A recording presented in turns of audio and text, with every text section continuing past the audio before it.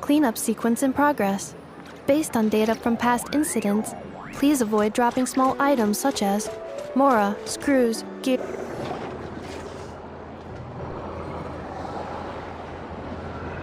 Oh, it's been a few days since we said bye to the others in Nasha Town.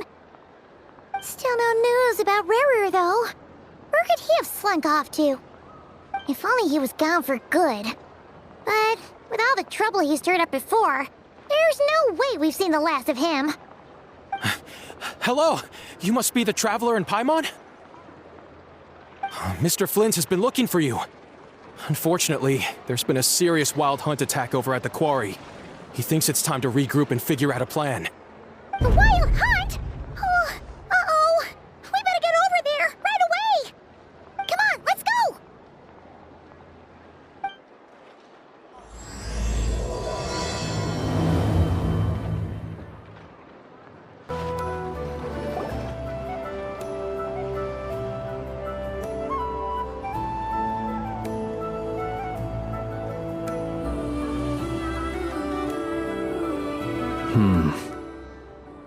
I can barely sense any Kuvaki at all.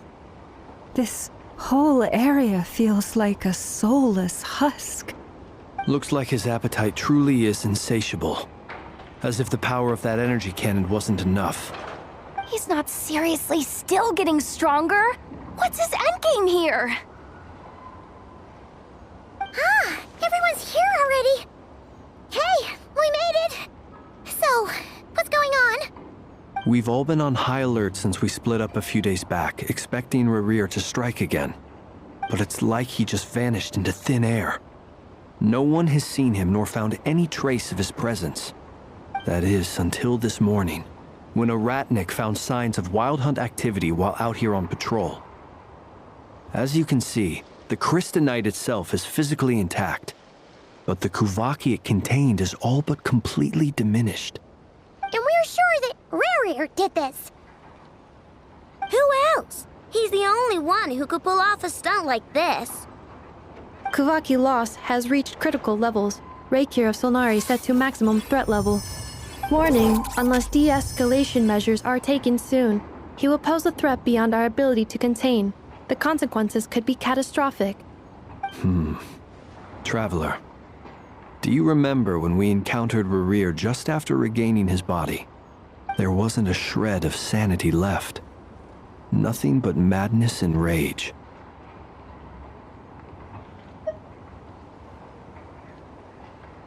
Yeah, didn't he shout out a bunch of names? Then he started raving about how nothing in this world mattered to him. Oh, Paimon gets chills just thinking about it. Oh, but the thought that he's still out there, lurking somewhere and not cry, waiting for his chance to strike? Oh, even chillier. Last time we fought, we were already at a disadvantage. If he has such overwhelming strength, why would he suddenly go into hiding? Yeah, if I were him and I wanted more Kuvaki, I'd just take it by force. No point staying in the shadows. Unless something went wrong. His whole resurrection thing didn't exactly go smoothly. The other thing is, how does someone who's completely lost their mind still have the wherewithal to cover their tracks so perfectly? Beats me. According to certain medical studies, insanity does not always entail a complete loss of rationality. It may be that he is simply living in a world of his own. That actually sounds about right. He was ranting away to himself the whole time, like he had zero interest in talking to us. There are many unanswered questions here. He could be right under our noses, and we'd still be in the dark. Besides his name and title, we know little about him. Certainly nothing about his past, or what he might be hoping to achieve. Exactly! And we wouldn't even know where to begin looking. Even Boss hadn't heard of the Rahir of Solnari before all this. I'd be willing to bet that even if we gathered together every scrap of intel in Nodcry, we still wouldn't find more than, like, 3 useful facts about him. So, if we do nothing, he'll just keep getting stronger. But if we want to investigate him, we have no idea where to look. Last time we had Marionette and her big robo-buddy to help us, and we still barely held our ground. If we had to face him alone... Oh, Paimon's head hurts just thinking about it! What are we supposed to do against a threat this big? Well, I do have a little hunch about his next move. Given that he attacked the quarry, I'd say it's likely he'll target other places rich in Kuvaki. Somewhere like the Eye of Krati, or the Pillar of Embla. One thing's for sure. If we just sit back and let him keep absorbing Kuvaki, we really won't stand a chance against him. A perfectly reasonable hypothesis. However, it is worth noting that these two locations are quite far apart. To investigate them both, we'll need to split up. I agree, we should split up. Right now, Rarir's goal seems to be gathering Kuvaki, not fighting us directly. Once we're done, let's regroup on Hisi Island. Wait, why Hisi Island? If I recall correctly, your largest goddess statue was carved from Kuvaki-rich ore, was it not? That's right. Yes, it could well be a potential target of his. I should head back and start evacuating the pilgrims.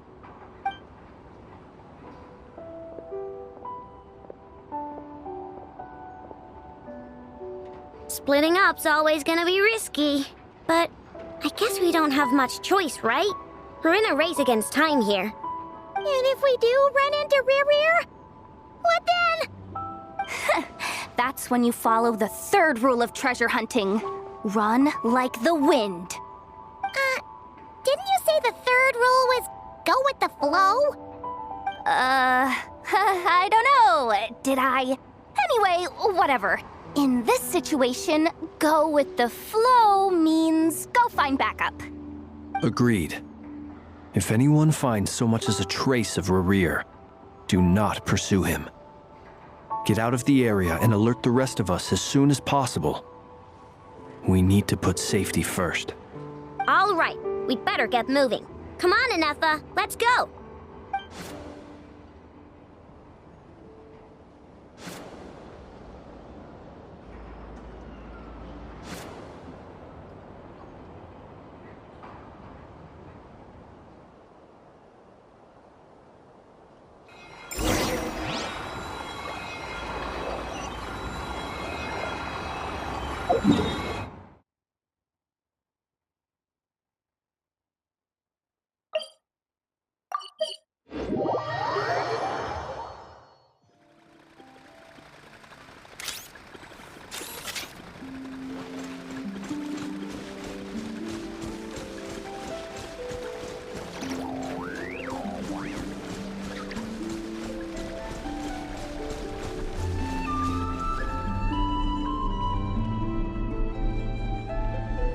Any leads? Nope. Diddly squat. No clues to where he might be hiding. It's like he's a ghost. It feels like we're sitting on a powder keg that could go off at any second. Oh, I hate this feeling. I'd rather face him head on than be left hanging like this. So, you guys didn't find anything either? Not loving the word either. How about you, Flints? I questioned a few Ratniki and eventually narrowed my investigation down to one suspicious individual. But by the time I got to his place, he was already gone. Almost as if he knew someone was on to him. Either that or he's just extremely cautious. and doesn't stay in one place for long. He's been biding his time for a while now. The question is, where or what is his next target? No idea. Since regaining his body, he seems to have lost all interest in the fragment in my possession. If he did still want it, he's had plenty of chances to take it. All we can do now is hope that Ino and Anefa turn up some leads. Darn it, Rerir! If you've got the guts, come face me one-on-one! Wait, he's actually here? I didn't mean it! I swear! No, it's coming from Silver Moon Hall. The Lady Kutar might be in danger. Let's get over there! Quick!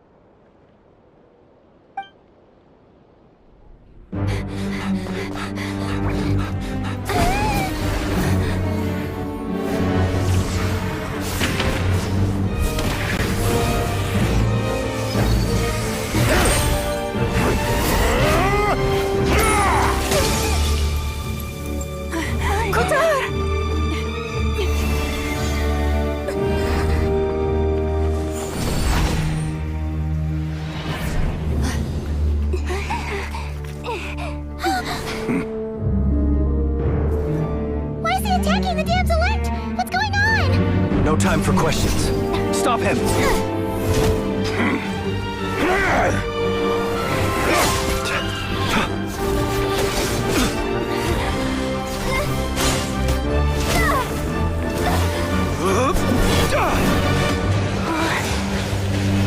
This is insane.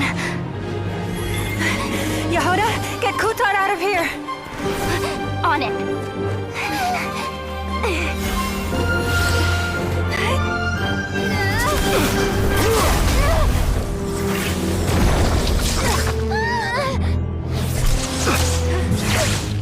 Look where your feeble light has gotten you.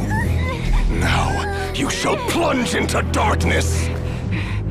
Thalindus, soon I will find a way. Watch out!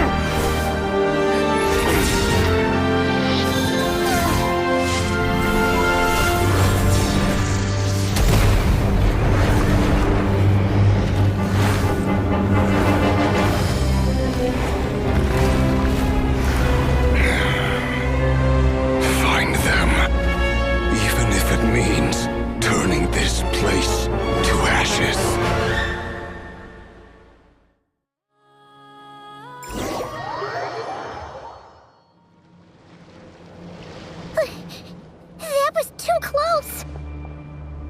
We barely made it out of there alive. What's that guy's deal? How'd he get so crazy strong?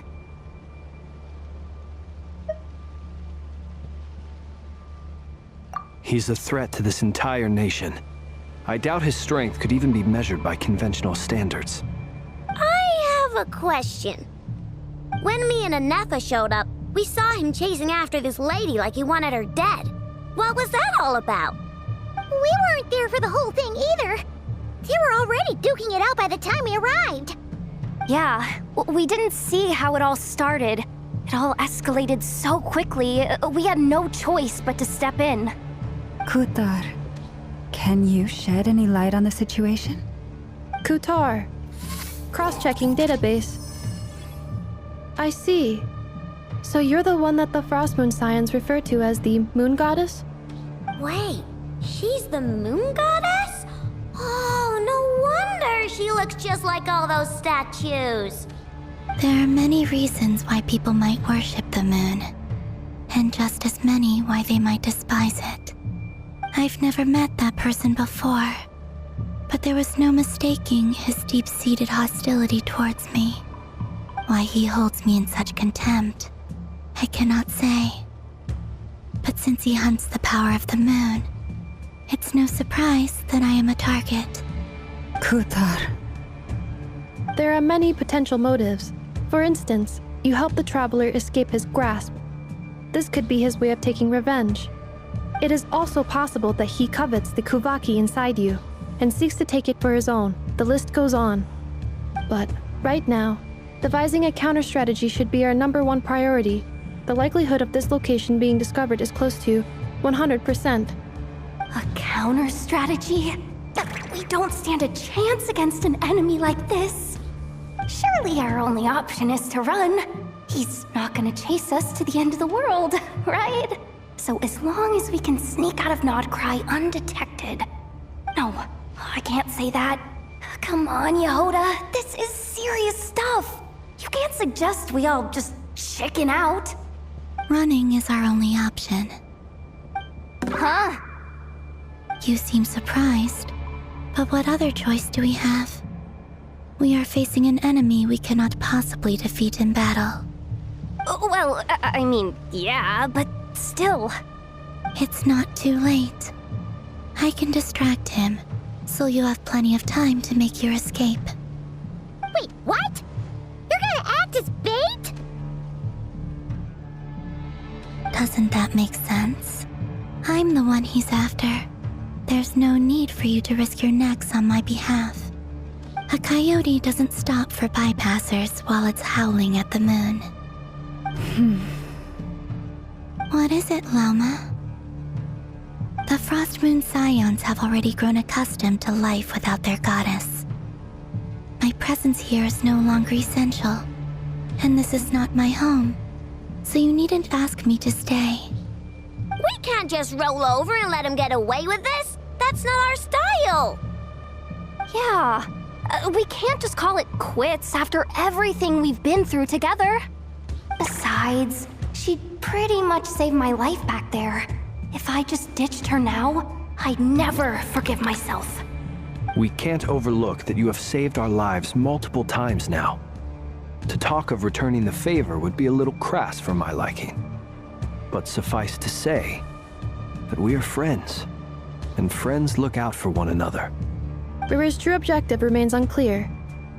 Even if we were to sacrifice Miss Kutar, there's no guarantee he would stop.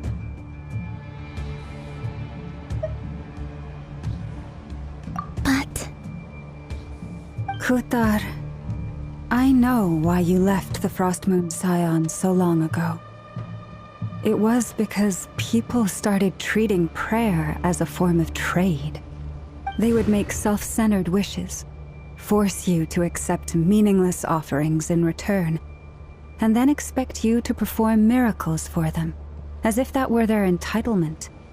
If it were me, I might have walked away too. But I believe that time can change everything, and that sometimes it takes losing something precious to appreciate its true worth. After much reflection, I've realized that this was never about whether the Frost Moon Scions need you. Any relationship based on need is purely transactional. What I truly hope is that you'll choose to stay, not out of obligation, but as part of our family. You were born here, and now you've returned. Who knows? Perhaps it was the moonlight that guided you home. thank you, Lauma. But my power is on the wane. I'm afraid I will be of little use to you now.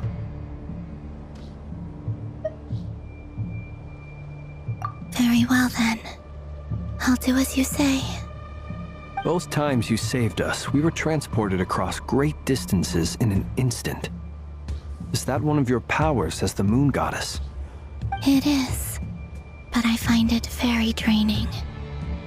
I barely managed to pull it off just now, and it will be some time before I'm strong enough to do so again. Rejected by the world, my power is dwindling. Like a lake cut off from its source, slowly shrinking away. Now, it has almost run dry. What do you mean, rejected by the world? The 3 moons belonged to the ancient bygone era in which they came into being. From the moment I was born, the world itself has been steadily sapping away at my strength.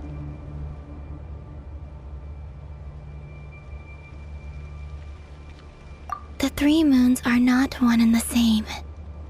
As the goddess of the Frost Moon, I cannot wield the powers of the other 2.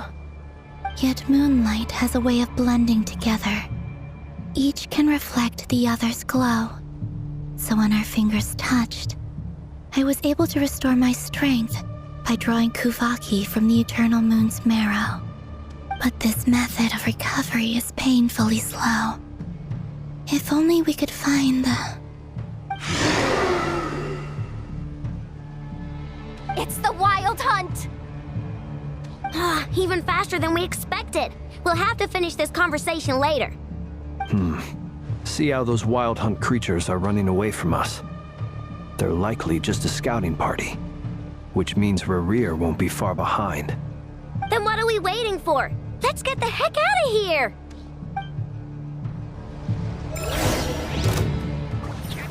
Branch into song. Lash attack! Chihuande! Cleanup sequence initiated. Close your eyes. Oh, they just keep coming! This is driving me nuts! Rerir's closing in on us. We need to pick up the pace. There's too many of them! And this time, we can't fall back on Sutar's house to escape! This goes on much longer.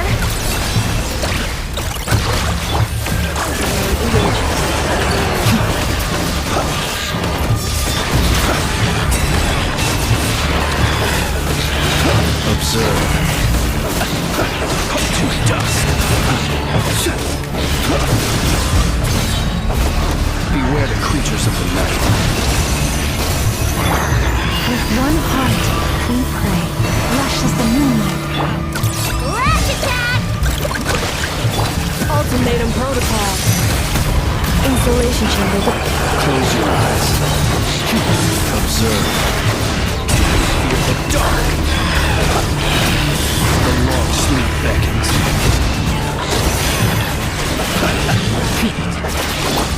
For the everlasting forest. Wingdun water bomb! Chihuande! Defensive mode engaged. Be silent. Night falls. Observe.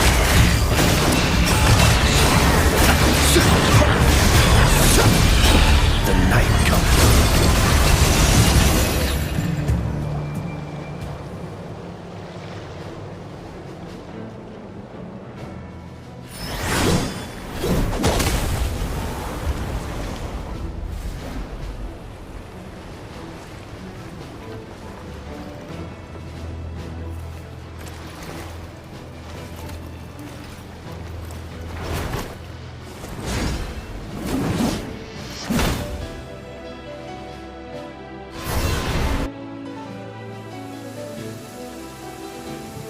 What's the matter? Bit off more than you could chew? Who are you? Uncle Varka! You're back from Amsvartnir? Whoa! You're Varka? Grand Master of the Knights of Favonius? We could save the intros for later. Right now, let's get you all out of this hellhole. Follow me. I know somewhere you'll be safe. Oh, is that where I think it is? That's the one. Come on, move! There's no time to waste.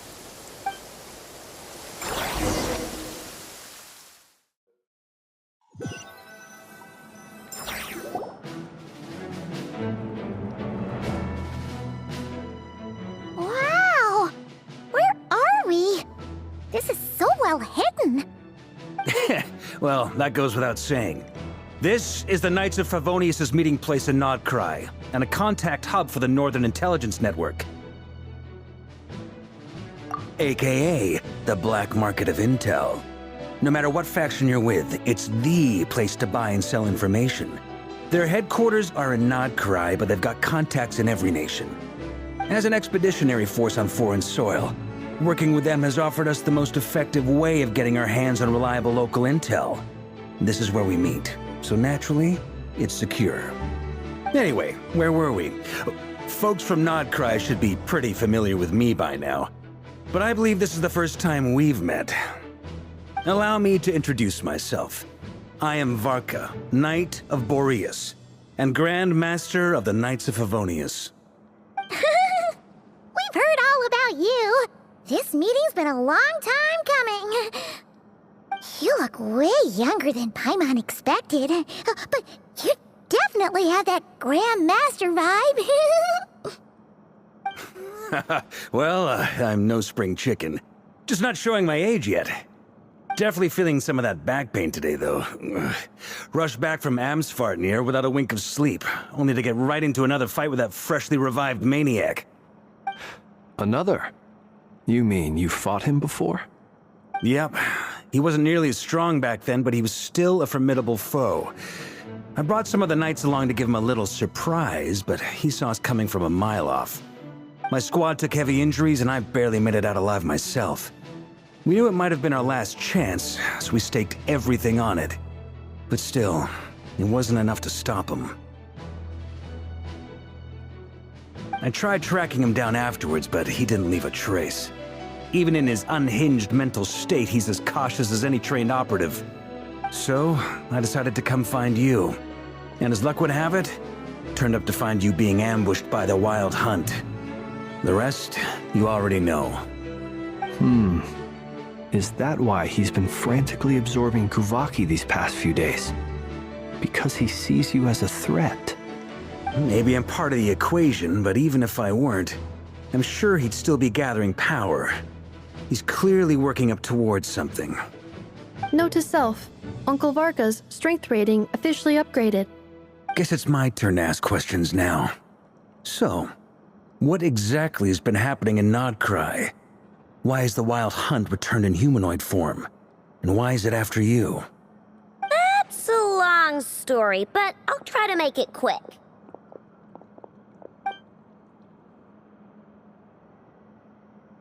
Wow, I had no idea so much had happened. Sounds like you guys have really been through it. So, the Kutar is actually a Fatui Harbinger. And all this Wild Hunt activity in Nodcry is the work of the Raker of Solnari, one of the 5 sinners. Oh, that's a lot to take in. Need some time to wrap my head around it all. I'm truly sorry, Mr. Varka. You stood with us against the Wild Hunt and did everything you could to stop it from escalating into a full-blown catastrophe. And then, the one time you're away, it all comes to a head and all your hard work gets undone. You've got nothing to apologize for, Miss Moonchanter. You can plan 100 steps ahead and still slip up. That's just life. No one knows what tomorrow holds. You can't predict which way the wind will blow next. And, to be perfectly honest, I can't say I'm surprised. For all the times we've defeated the Wild Hunt in the past, we've never been able to completely wipe it out. Turns out, we were just delaying the inevitable. But now that a new variable has come into play, fate may well take a different course. A new variable? You mean us? Who else? And in a strange way, I think his resurgence might not be an entirely bad thing. The Wild Hunt is like an unrelenting force of nature, but Rerir is an individual with an agenda. He's gotta have a weak spot somewhere. That said, while I was explaining everything just now, some of the points that Mr. Flint's added caught my attention. You mean about our mystery ally? That's right. From what you've said, not only did they lead you straight to some key files, they also shielded Hisi Island from a lethal Kuvaki blast. I don't know who or what could pull something like that off. Heck, even Miss Columbina doesn't have a clue. I hadn't heard the story about those files. Would you mind repeating their titles for me? Wild Hunt Phenomena Log, a Nodcryan Ratnik's Field Journal, and Kuvaki Survey Log. Oh. No. Still doesn't ring a bell. Another dead end. Guess all we can do now is hope that our mystery ally keeps showing up when we most need them. Still, it's safest to assume they won't be intervening again. From here on out, we'll have to resolve this crisis by ourselves. Your intel also explains something else I've been wondering about. The reason I led my team to Amsfarnir was because we'd had reports about a possible source of the Wild Hunt showing up there. But once we looked into it, it turned out to be a red herring. I don't know who was behind it, but clearly, it served its purpose. I doubt it's by chance that he happened to make his comeback while my attention was diverted. And from everything you told me, it sounds like his scheming began well before his return. So maybe luring me away was all a part of his plan. But is it even possible that he orchestrated all of this by himself? The Moon Maiden and the Raker of Solnari, Nodcry of all places. The way everything is unfolding, it can't be a coincidence. So, what do we do now? Got any ideas? Right now, we've got at least 3 things to consider. Let's go through them one by one. First, we need to figure out how to take down Rerir. If we can't beat him in a straight-up fight, the rest won't even matter. To my knowledge, the bulk of Nodcry's fighting force is already gathered here. But even with everyone united, we're still no match for Rerir in his current state, let alone with his power still growing. What if there was a way to tap into a new power of our own? How so? Have you thought of something, Columbina? 3 moons once watched over this world. The Eternal Moon was the largest. The Frost Moon was the brightest. And the Iridescent Moon was the most mysterious. They say that back then, the 3 moon goddesses wielded immense power. Enough to shape the workings of the world itself. I now bear the Frost Moon's power, and the Eternal Moon's marrow resides within the Traveler. Hold on. Are you suggesting? The iridescent moon, the last piece in the puzzle. That's right. If we can find the Iridescent Moon's marrow, I will be able to regain my strength much more quickly. The 3 moons are said to stir the tides and illuminate all things. Perhaps they hold further secrets beyond our understanding. According to my analysis, the solution is feasible. However, it is subject to one major condition. How do we locate the iridescent moon's marrow? I know a way, but we will need to visit the Fatui's Experimental Design Bureau. The Experimental Design Bureau? Are you saying we need to involve Marionette? Yes. I must speak with Sandrone. It's a long way from here to the Experimental Design Bureau. There's a high chance you'll be spotted. You shouldn't go alone.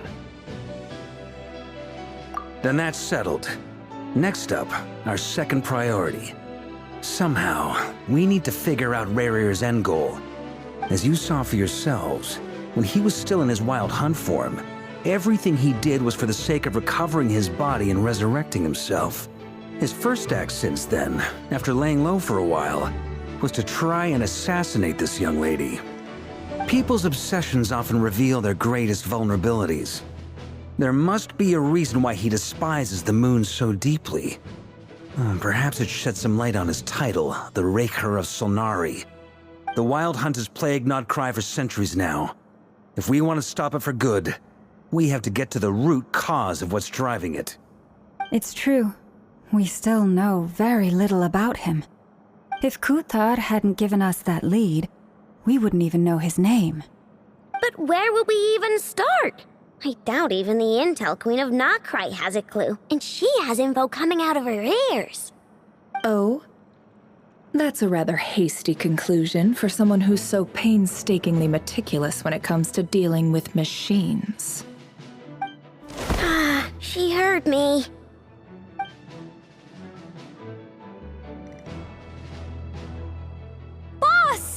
What are you doing here? I'm now asking myself the same question. I received a letter from a humble knight of Favonius, requesting a meeting to discuss a major business deal. But it looks like this humble knight had something else in mind. Details. Miss Neffer, the important thing is that you've arrived at the perfect time. Since his failed ambush, I've been racking my brains trying to come up with a plan to fight Rerir. Given the severity of the situation, I think it's fair to say that our only chance lies in uniting as one. And I'm talking all the factions in Notcry. We can't do this without the Curatorium, but I knew it'd be a tough job to win you over. So, I took the liberty of reaching out for a little chat. Wait a sec. How did you even hear about this place, Neffer? Didn't you say this is meant to be the Knights of Favonius' meeting spot? And a contact hub for the Northern Intelligence Network? And isn't it supposed to be super hidden? You really think he could have gotten settled in Nodcry without my help? Besides, I'm the one running this gig. Of course I know where the meeting place is.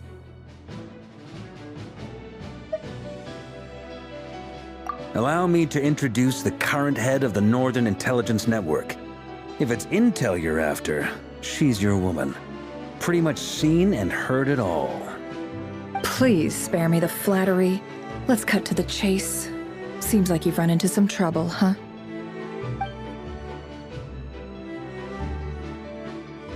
Well, this certainly qualifies as an unforeseen crisis. On behalf of the Curatorium of Secrets, I wish you all the best of luck. So you're just going to sit this one out? Why should I get involved? What could possibly be in it for me? What if we told you we can't do this without you? Oh? Then I'd say, you'd better make it worth my while. I don't work for free. I can't put a price on something like this. It's just not in my nature. But then again, you and I have always been polar opposites in this regard. So I can't exactly say I didn't see this coming. If you insist on compensation, I will pay you. Consider this a formal commission. Sound fair? You just don't give up, do you? Too bad. I know you well enough to know you can't afford my prices. The riskier the job, the more it'll cost. And a Moonchanter's stipend isn't exactly generous. Unless you're planning to start passing the donation box around among the faithful. Boss, just a thought. If they come up short, maybe you can take the difference out of my next few paychecks. Things got really dangerous during the fight with Rerir. If this girl hadn't saved me, I'd be leyline fodder by now. I'd be gone for good, boss. If there's any way we can make this work, I'd really like to help her. Please? I'm begging you. This is why I'm always telling you never accept favors. They are the hardest debts to repay.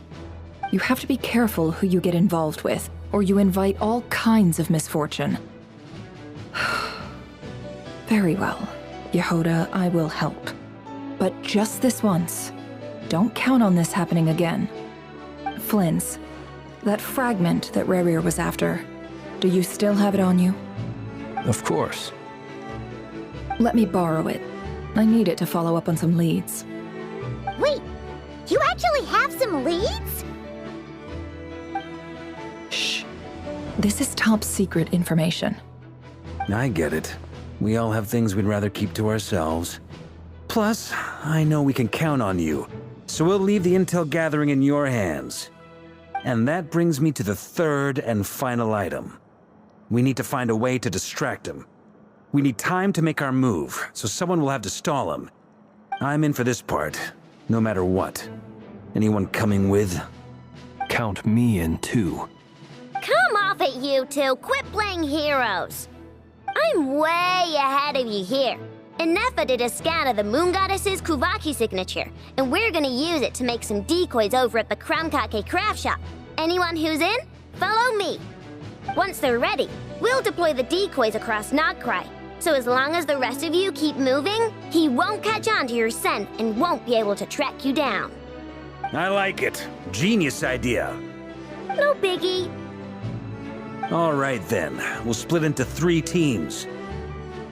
Once your team has finished their mission, return here and wait for the others. Dismissed!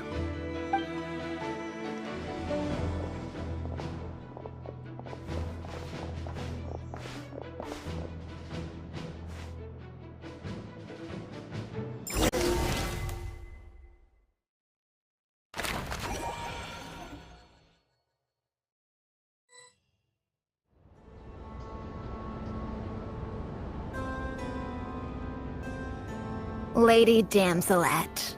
Wait, and you two? What are you doing at the Kuvaki Experimental Design Bureau?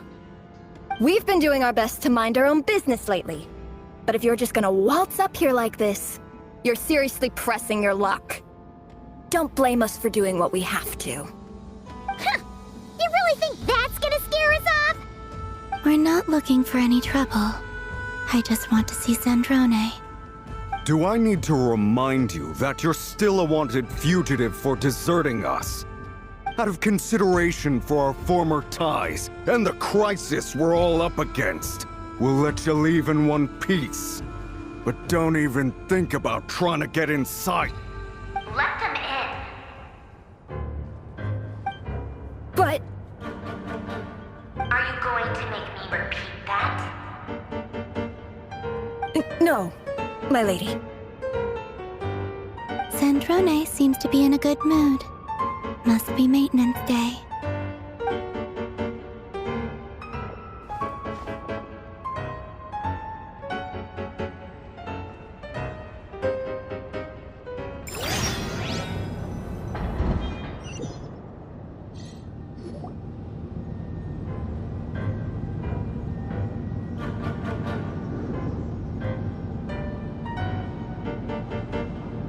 So tell me, to what do I owe the honor this time? Actually, before you answer that, just so we're clear, we're not colleagues anymore, Columbina. I don't owe you anything. I promise it's nothing big. It seems like you've gotten the wrong idea here. The only reason I let you in was because I was bored. It seemed like a way to kill some time and satisfy my own curiosity. Whatever miscalculations I may or may not have made in the past, I haven't lost the plot enough to even consider sticking my neck out for your sakes. I'd like to speak with Arlecchino. What? Huh?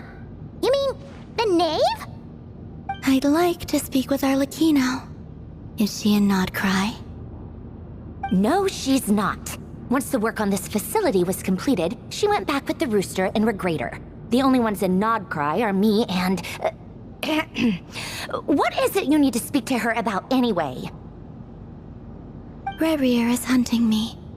If I'm going to face him, I must first retrieve the lost moon.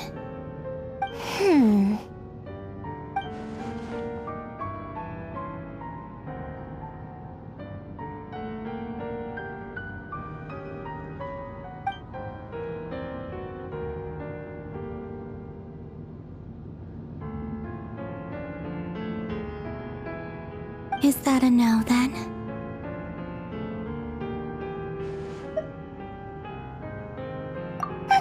As if I need reminding. I was this close to settling things with him before someone decided to whisk me away to their weird little garden. Have you held any tea parties lately? Tea parties? Yeah, obviously.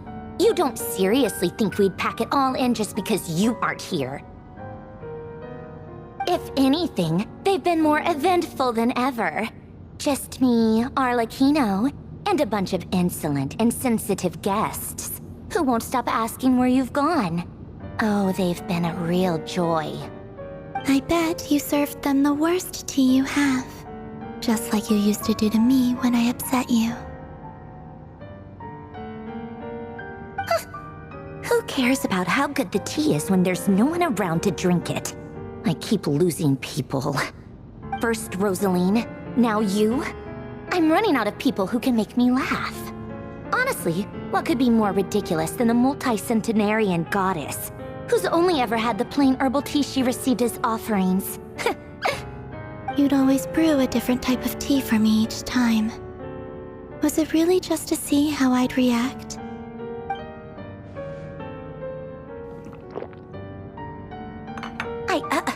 Well, duh. Why else? Watching you squirm was practically my only form of entertainment.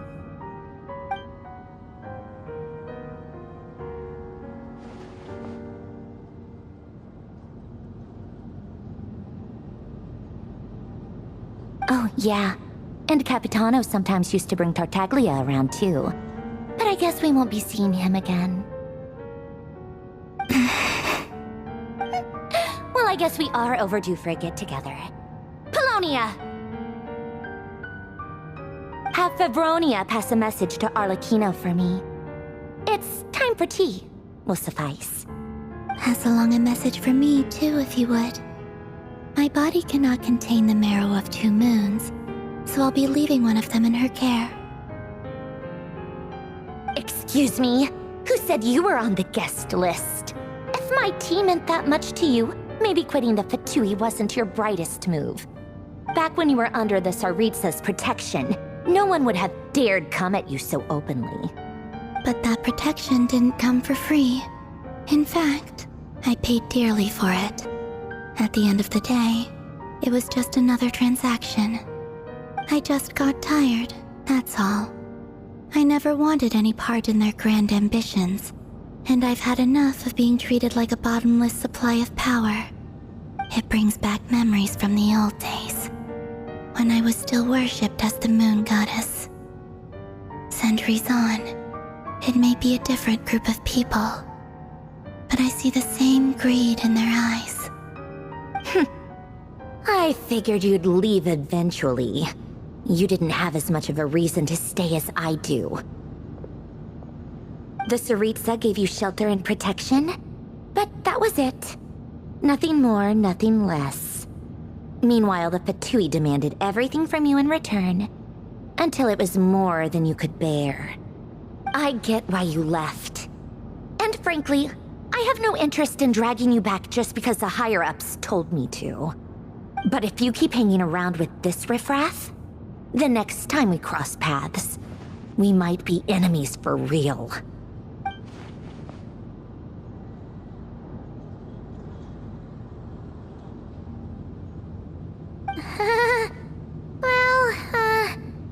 Guess that's our cue to leave.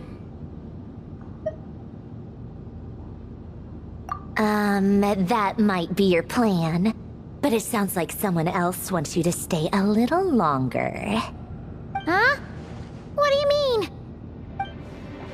Listen.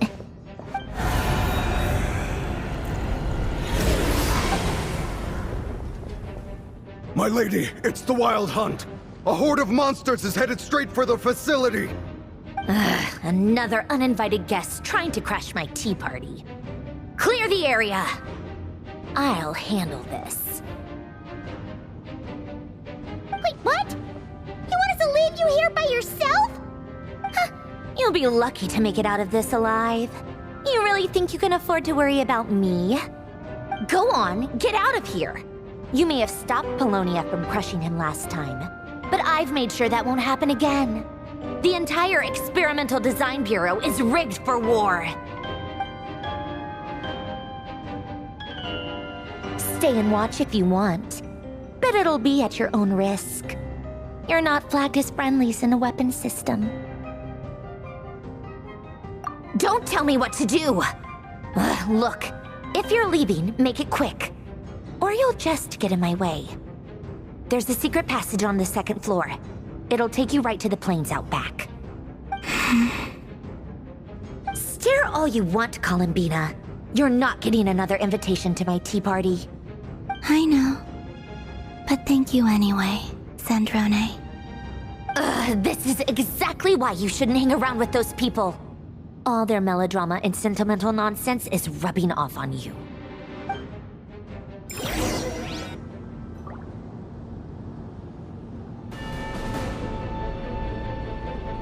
Come on then, Mr. Ray here. Let's pick up where we left off. It's your Wild Hunt monstrosities versus my beautiful creations. Let's see who comes out on top.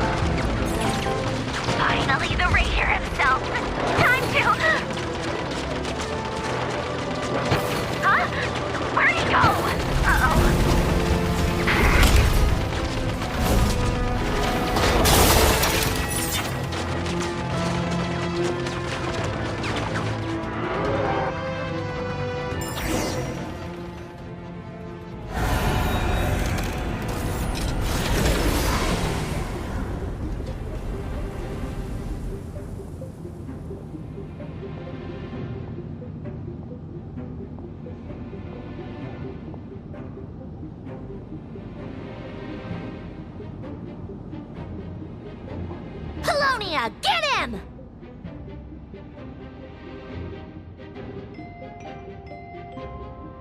I've upgraded Polonia again since our last encounter, and uploaded every last scrap of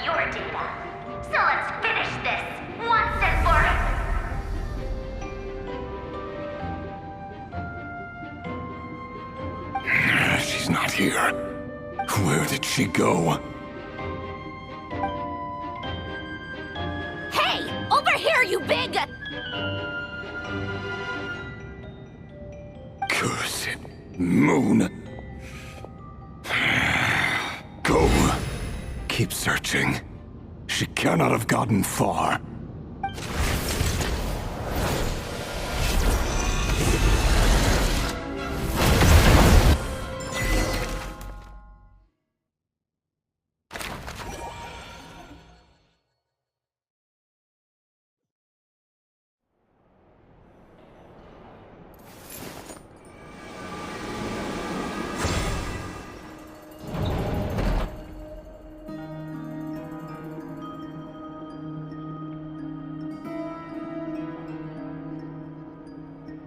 So this is your method for investigating Rarir's past? It almost looks like some kind of ceremony. Good deduction. But it's quite a different affair from what you're used to with the Frost Moon Scions. Whoa! First time I've ever been in here. Boss always said it was off limits, so I pictured some kind of creepy dungeon. But it's actually kinda nice. Oh, I guess this must be Sumero decor?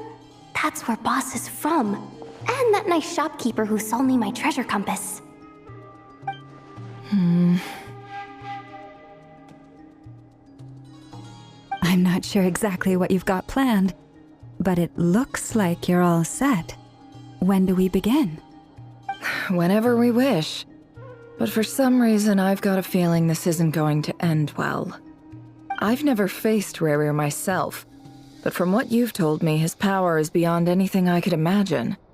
I, on the other hand, am just an ordinary businesswoman. Our paths should never have crossed, yet here I am, forced to make an enemy of him. If you ask me, you're about as far from ordinary as it gets. So what are you saying? You're getting cold feet? Once I take a job, there's no backing out. Still, I have to ask myself if the power I'm relying on will even work on an opponent of this caliber. And also how to make sure I come out of this alive if things spiral out of control. Death is the one thing we can take for granted. It is the great equalizer, however fortunate or unfortunate we may otherwise be. So it's important to consider how to spend what lifespan we have left.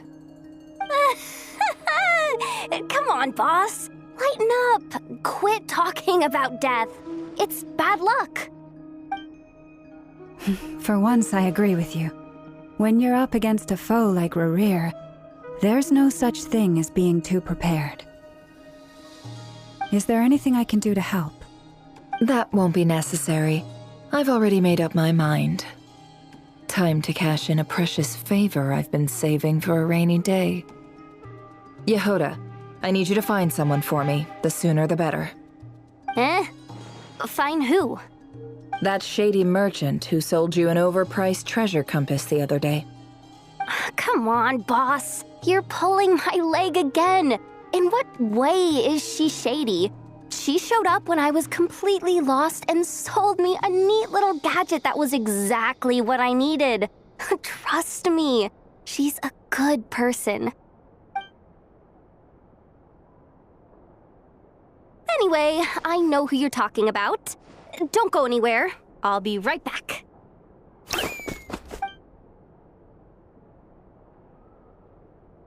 What's happening to me? I genuinely can't run any further.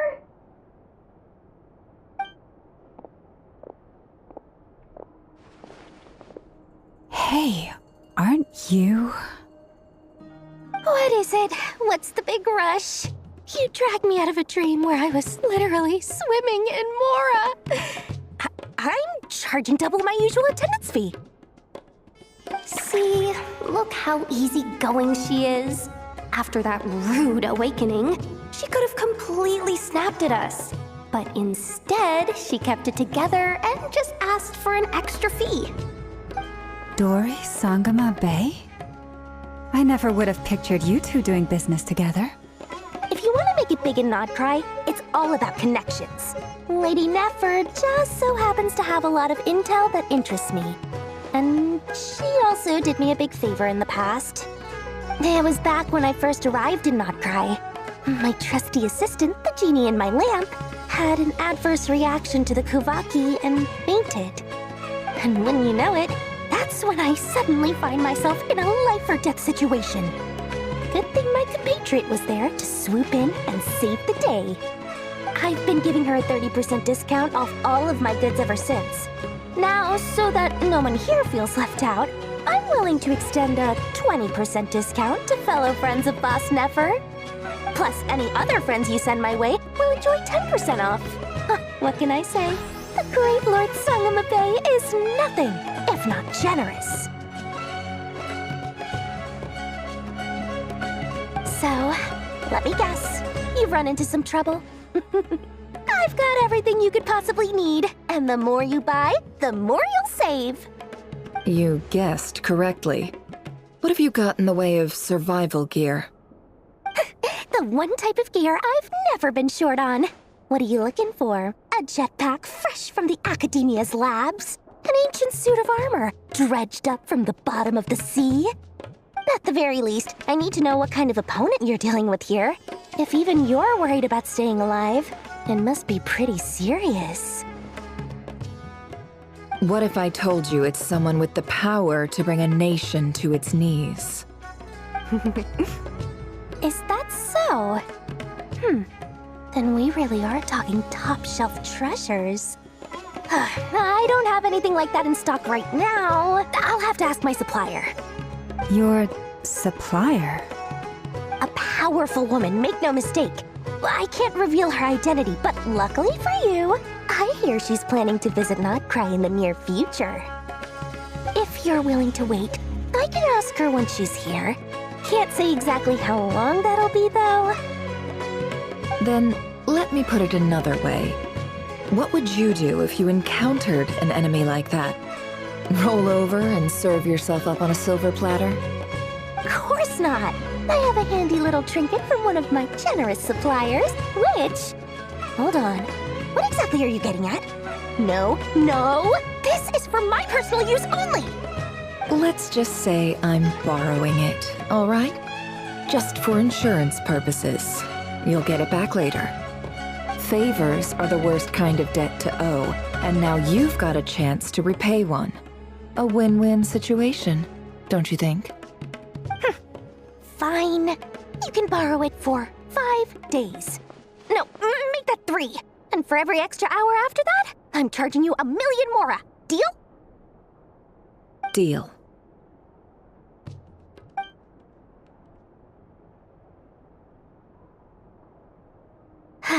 What a way to start the day. Now, was there anything else you wanted? Or can I go back to bed now?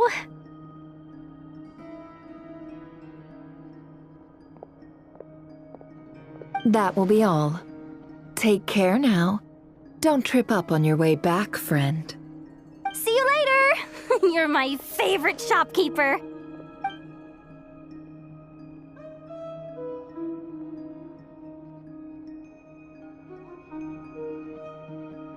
Excellent. Everything is well and truly ready. The ceremony can now begin.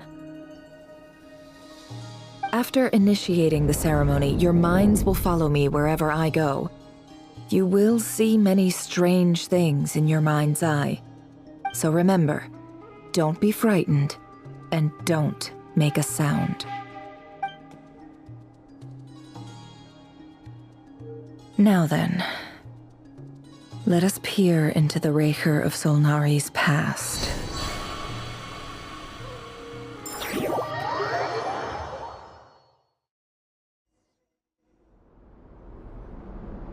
I made it. I don't recognize this style of architecture. Must be Conrian. Simple furnishings, table and chairs. It's a more ordinary house than I might have expected. Looks like the fearsome Raker of Solnari came from surprisingly humble beginnings. Unless this passed for luxury in Conria. Unlikely. It was said to be a very prosperous nation in its heyday. Anyway, I'll keep exploring.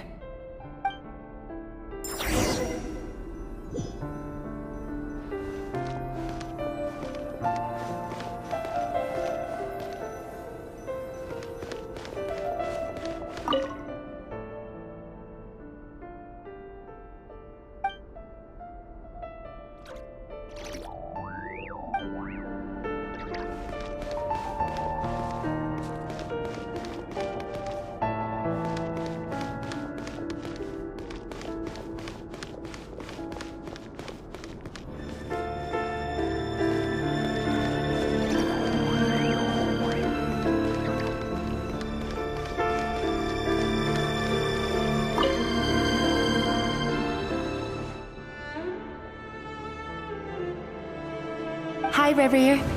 Since you're working extra hours tonight, I thought I'd keep myself busy by checking out that new kebab shop. I've heard good things about their menu. I'll test it out, and if it's as good as everyone's saying, let's go back together sometime. P.S. New stash from the Universitas Magistrorum. I brought some goodies home. A few teacups and a pin rack. Hope you like them.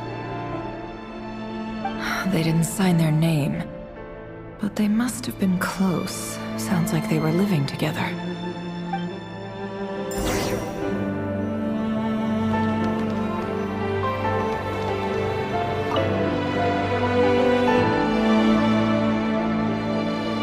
I went over to Joseph's for drinks today.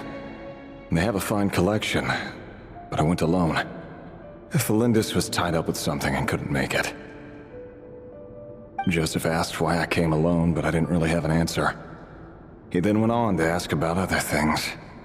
If you ask me, someone who asks that many personal questions is too nosy for their own good. But if he invites me again, chances are I'd still go. Felindis.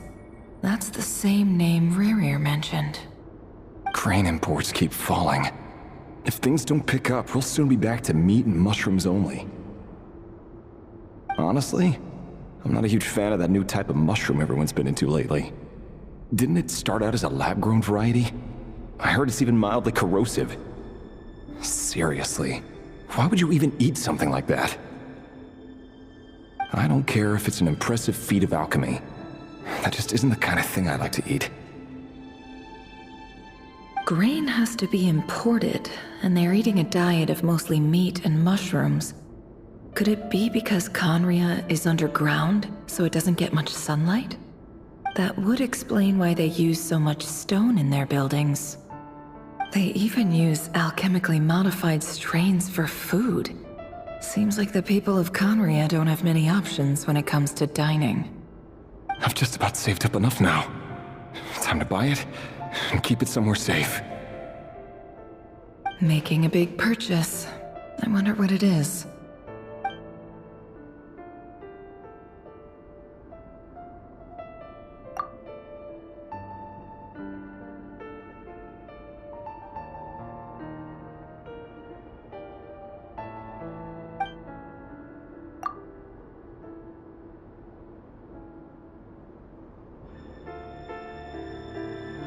He really is a professional. No wonder he's so good at covering his tracks. Despite what he's become, it seems like he's retained certain habits, at least in this regard.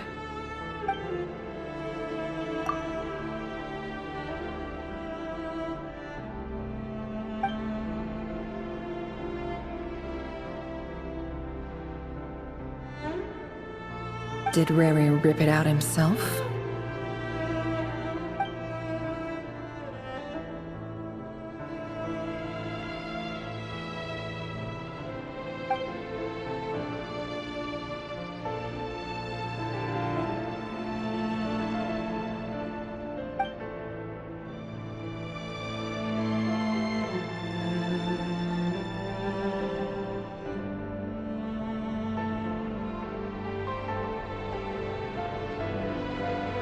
Before I met you, I was convinced that my heart was nothing more than a stagnant pool.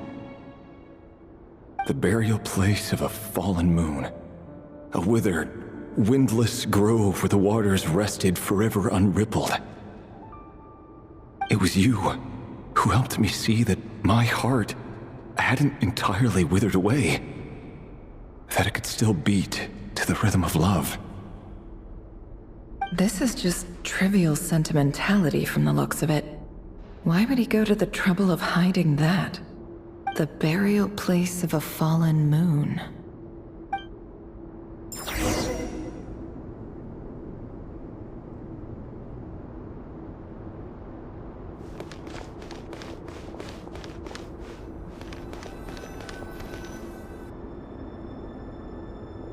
Reverie, over here.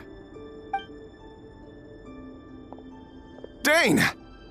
Oh, and, Vediflin here? What a surprise to see you here, sir. Hello there, Reverie. You need not address me so formally outside of court. He doesn't get that much free time, so I invited him over for a drink.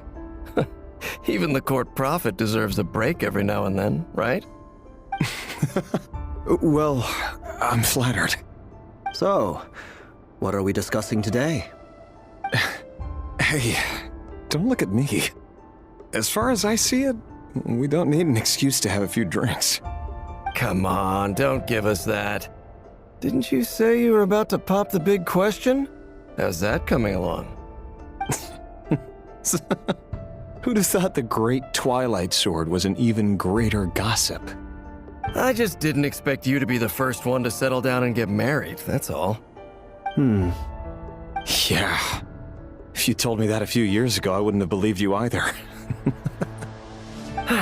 So, are you planning to come clean about your job then? I'm guessing you still haven't told her. Sure, I'll have to tell her at some point. But I'll need to pick the right time and place. To be honest, I have no idea how she'll take it. Come on, stop being such a pessimist. For all you know, she could be thrilled. I bet she'll be much more impressed by your actual job than the one she thinks you're doing now. A member of the King's Guard. Quite the cover story. Does the king himself even know? Of course he does. Anyway, enough about me. How have you been? Me? Same old, same old. Nothing much to... Huh? What's up, Ved? It's nothing. Vediflin, Dainslift's elder brother. Renowned throughout the court of Conria as the Visionary, and said to possess a wisdom far beyond the reach of any ordinary man. And yet, despite the gulf between us, he seems to have something to say about me. Does he even know me? Does he see me as a friend of his brother, or just another of the Vinster King's blades? Why did he react so strongly? Was it really to do with what we were talking about? Brown, curly hair and brooding blue eyes. So this is what Rare looked like back in the day. Perfectly normal. No different from anyone else. As frightening as this monster is in the present, there's something even more unsettling about seeing the human he used to be.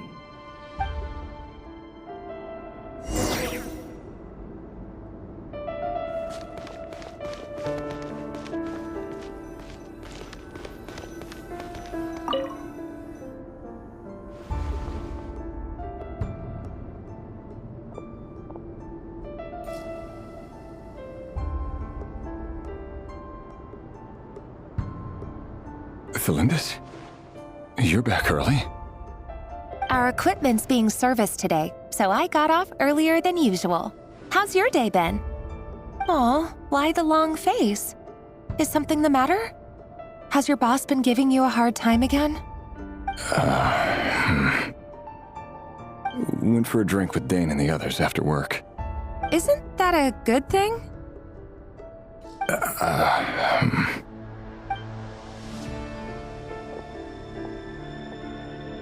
Vediflin showed up today, too. You know, Dainslift's older brother.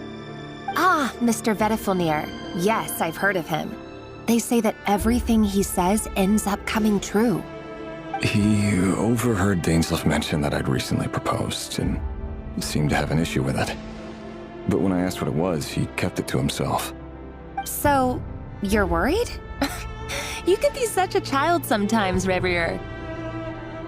We're nobodies. Why would the Visionary be concerned about us? I'm sure someone in his position has much bigger fish to fry. Maybe you're right. You worry too much, Revier. We've been together for ages now, and everything's been going so well, has it not? You've even proposed to me. So, you do remember. Tell me then. What's your answer? Like I said, I need some time to decide. You can't just rush into things like this. We may be nobodies in the grand scheme of things, but if we want things to work out, we've still got to plan ahead. All right. Take your time. Just don't keep me waiting forever. Nobodies. Sounds about right. In the eyes of people like Vedalfnir and Dainsleif, what do we matter? Can someone whose gaze is so fixed on a far-flung future even see the present clearly? Besides, the dynasty's fate rests with the king and his inner circle. Whatever I do, it won't make much difference. Meanwhile, every idea they come up with and every decision they make, it affects everything. These days, the king is lost in his research, and the purge of the Crimson Moon bloodline grows ever more intense. The opposition tried to speak out, but nothing came of it. And I'm under no illusions as to why. Because we eliminated them and got rid of their bodies. A man can have 1,000 reasons to carry a sword, but there are few good excuses to use it. Yet the king has never even considered a gentler approach, and he never will. What becomes of someone who kills on another's behalf? Can he ever find true peace?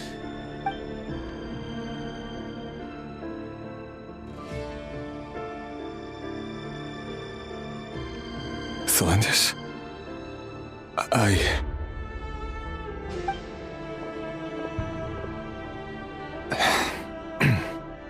It's nothing. You were right. Fate has never smiled upon nobodies like us. But by the same token, it's unlikely to bear a grudge against us either. There's no reason we can't keep living happily together, cherishing the simple joys of each day as they come.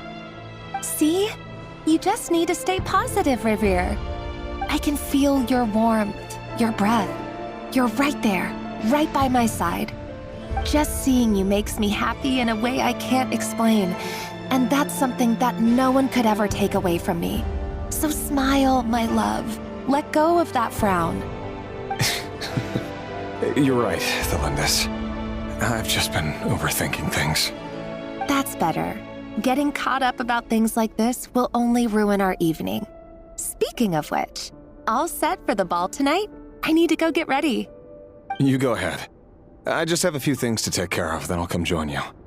Even busier than the big shots, huh? Fine, I'll go get started. But don't be late. If you keep me waiting too long, I won't be a happy bunny. Relax. I'll be there. Seriously, though, you drive a hard bargain.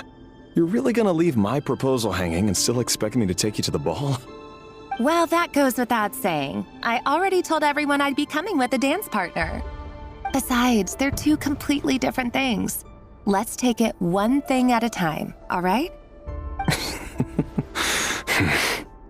All right. White outfit it is. It seems like Rerir was deliberately hiding his ties to the intelligence services by giving the impression that he was just an ordinary member of the Venster King's Guard. He clearly doesn't want his would-be fiancée to know about his other life. Then again, that's hardly surprising. People in the intelligence trade rarely do.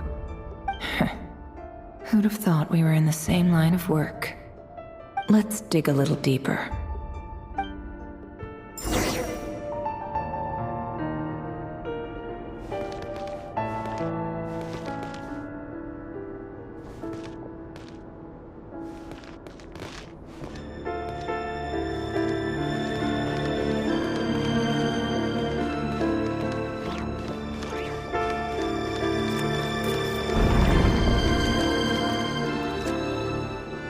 last operation was a resounding success, and all thanks to you, Rahere of Solnari. In total, we apprehended 32 dregs of the Crimson Moon, and 67 accomplices. After all these years since the dynasty's fall, so many of them still linger on. Indeed, it cannot be denied. Yet it was destiny that the Crimson Moon should be overcome by the eclipse, and that His Majesty, the all-seeing Vinster King, now guides our nation on the path to prosperity. Conria has no further need for a dead moon. But alas, there will always be those who refuse to see the truth, choosing instead to romanticize the past. That's not entirely true. Much about the Crimson Moon era was worthy of remembrance, and that's exactly why they keep trying to see it restored. Many of its secrets remain unsolved to this day. As it happens, that's precisely the field of study my partner is devoted to. You still haven't told her what you really do for a living. Where would I even start? How do you tell someone that you're one of the king's hand-picked executioners? That your hands are steeped in blood? You didn't choose this life, any more than I did. Orphans like us don't get a say. But I'll sure as heck be the one to pay for it. Speaking of which, we need to be more rigorous in the way we identify direct descendants of the Crimson Moon. Someone, it seems, has strong opinions about my future plans. Most likely my marriage in particular. I have a feeling that we may soon become targets of the Crimson Moon's retribution. Your concerns are not unfounded. They've taken out many of our colleagues these past few years, and for that very reason. These are no helpless lambs we're leading to the slaughter. They're wolves in sheep's clothing. Take care, Rahere of Solnari. I look forward to toasting you at your wedding. Thanks, Thorkel. You look after yourself, too.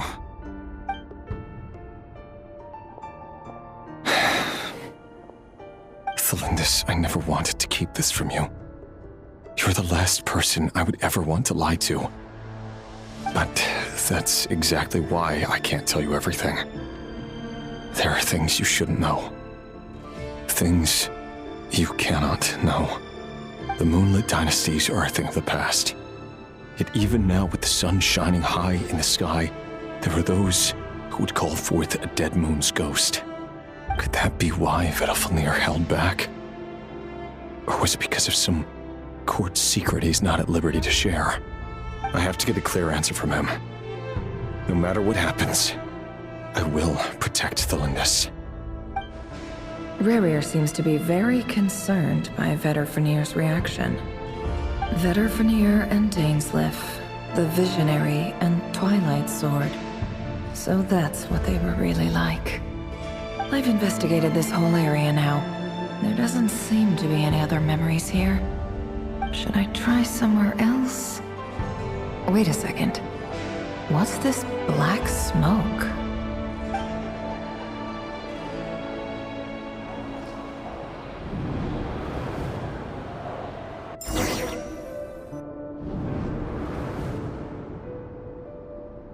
So, he's late after all. Just you wait, Rahere. You're in for it. Big time.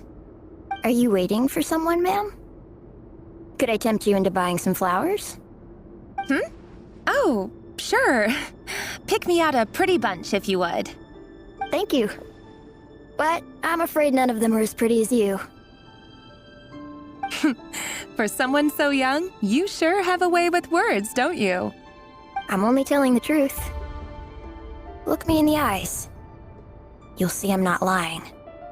May we have a word in private? Who are you? And what do you want? It doesn't matter who I am. Too many of our kind have fallen lately, so I decided to take the risk of reaching out. Not long ago, the Rahere of Solnari led an assault on one of our strongholds.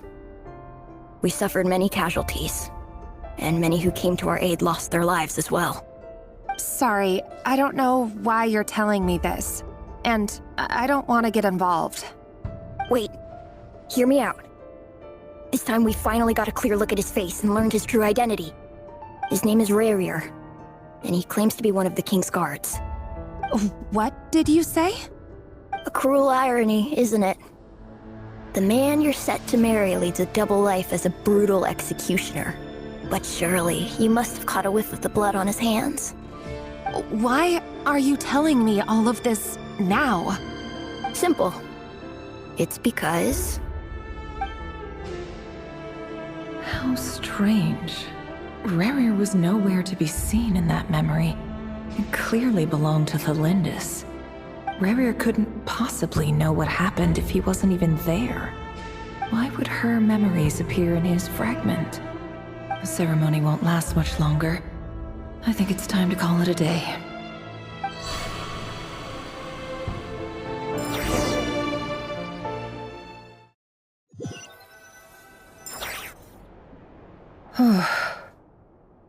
So that was your doing?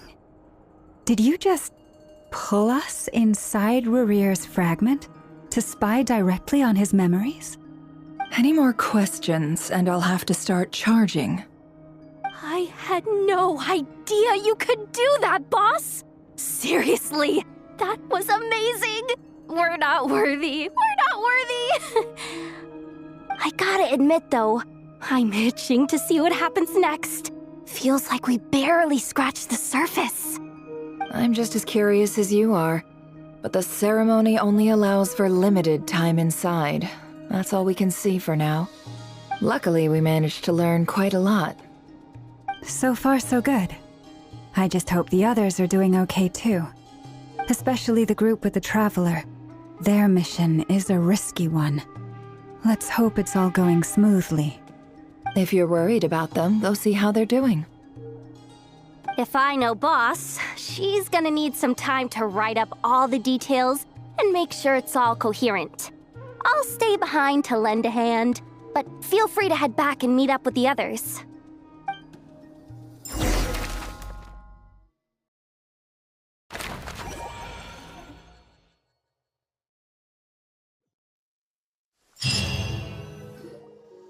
Oh, they've been prowling around for nearly 2 days now. These things just won't quit. Oh, they might not have seen us yet, but them constantly sweeping the area, our way out is completely blocked.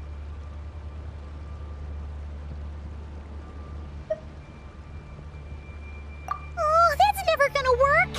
One little slip up and it's game over. If they spot us, they'll run straight back to Rerir.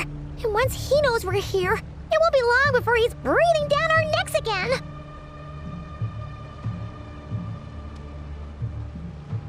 Oh, guess you're right. All right, time to zip it.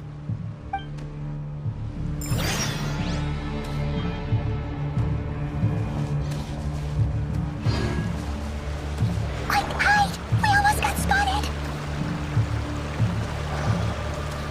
Phew, that was a close call.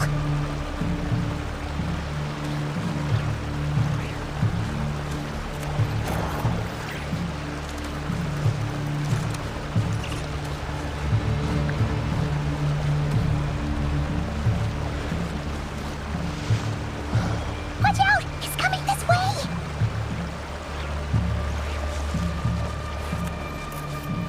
Keep going. We're nearly there. This is the final hurdle.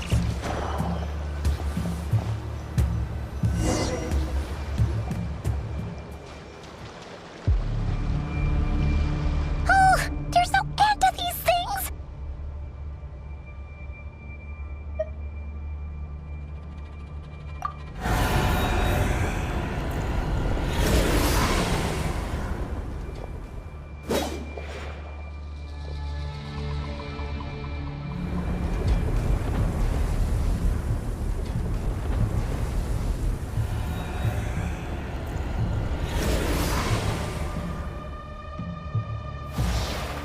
Fire. Fire? Wait, what's that smell? Oh no, there's a fire!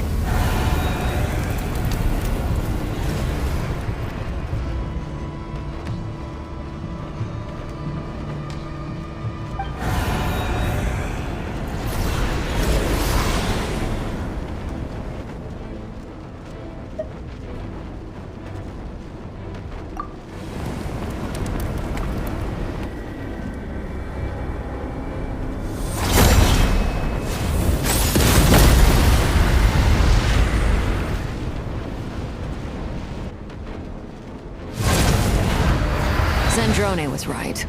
You look weak, Columbina. The old you would never have let such lowly creatures bar your way. Word has it that you did something for the Tsaritsa, and that's why you've lost most of your power. Freedom comes at a heavy price, doesn't it?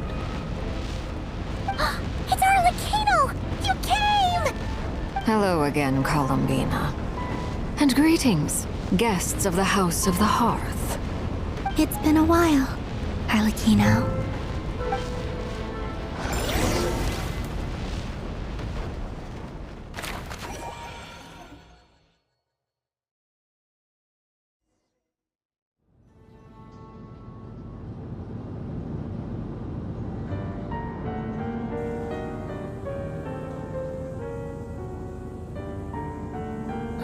Stupid right here of stupid Solnari.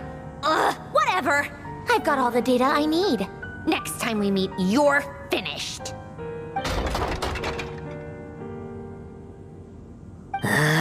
He sure doesn't pull his punches.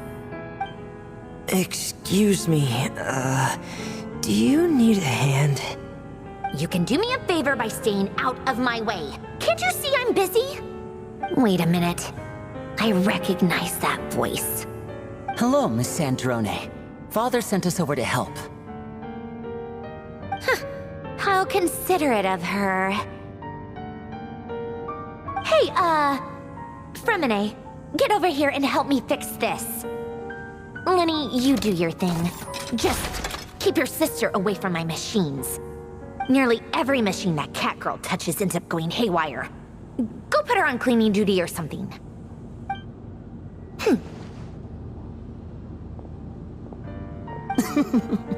Then let's start downstairs. Fremine, we'll leave this place to you. You've got it. Wait a second. Pretty sure there's still some tea in the cupboard. If you want some, you'll have to make it yourselves.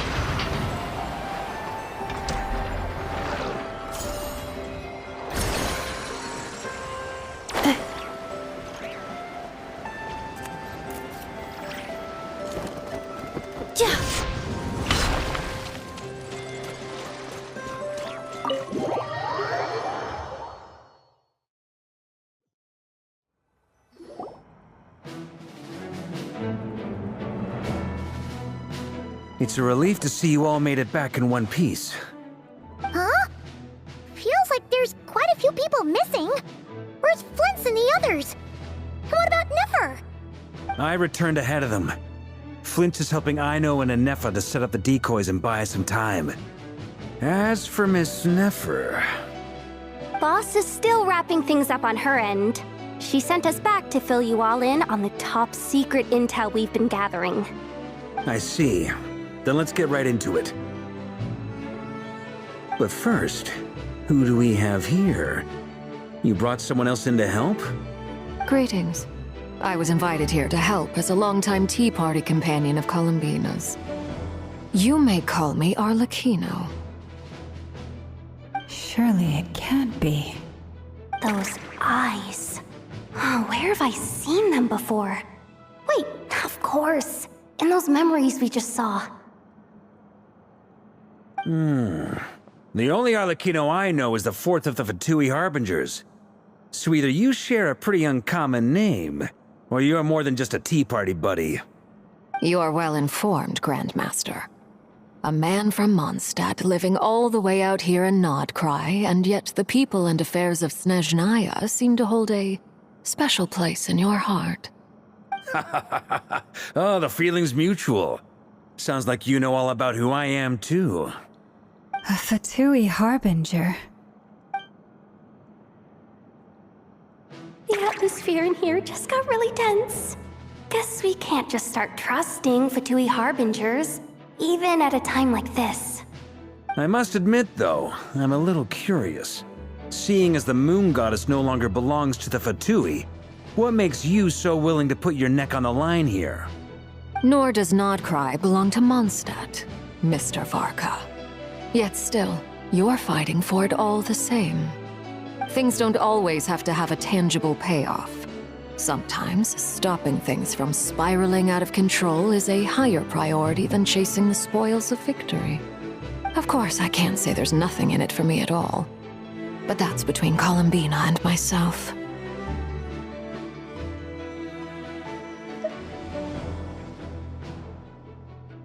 Forgive me. I don't mean to doubt you. It's just that the Fatui really have been the source of many of our troubles. We have our own way of doing things here in Nodcry. But ever since they arrived, the Fatui have treated us with nothing but hostility. I know there's been a lot of bad blood between us in the past. I've done my utmost to avoid friction whenever I could. But sometimes fundamental conflicts of interest simply can't be settled amicably. That's why I'm here solely in a personal capacity. This has nothing to do with the Fatui. As a gesture of good faith, I'll be frank. I can help Columbina track down the iridescent moon's marrow, which will help her restore more of her power. Anyway, what else is on the agenda? Let's begin. She says she'll be frank, then completely skips over the details. Looks like she doesn't want to give away too many secrets after all. But she clearly wants to change the subject. It'd be awkward if I tried to bring it up again now. I guess we'll just have to go along with it. She's the fourth of the Fatui harbingers after all. One look and you can tell she's not someone you'd want to mess with.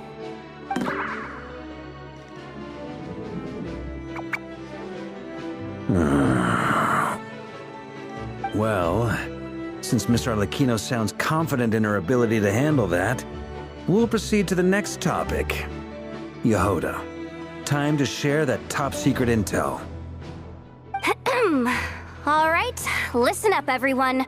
First, we now know that Rerir was originally a Conrian secret agent whose primary mission was to hunt down and assassinate the so-called Dregs of the Crimson Moon.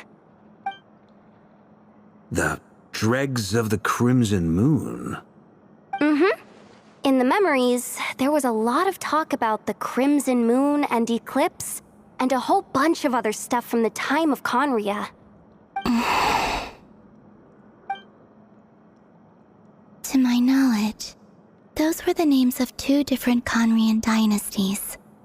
Long, long ago, it is said that the people of Conria worshipped the Crimson Moon, drawing a mysterious power from its reflection. But one day, a coup saw the Crimson Moon eclipsed, hence the name of the new dynasty that replaced it, and how it became the new emblem of Conria. Still, long after the Crimson Moon dynasty had fallen, the last ruler of the Eclipse dynasty, the Vinster King, still coveted the secrets it left behind. So, he sent the Reikir of Solnari to secretly hunt down the Crimson Moon's few remaining followers. In those days, Rerir showed no signs of madness. In fact, he was as normal as any other person. Oh, and he had a fiancé, or at least a would-be fiancé, called Tholindis. What's the matter?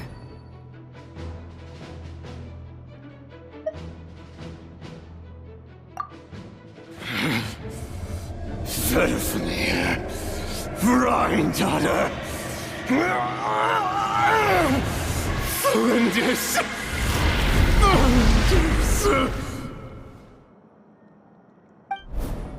Interesting. Anything else? What about this would-be fiancé of his? Do we know anything about her?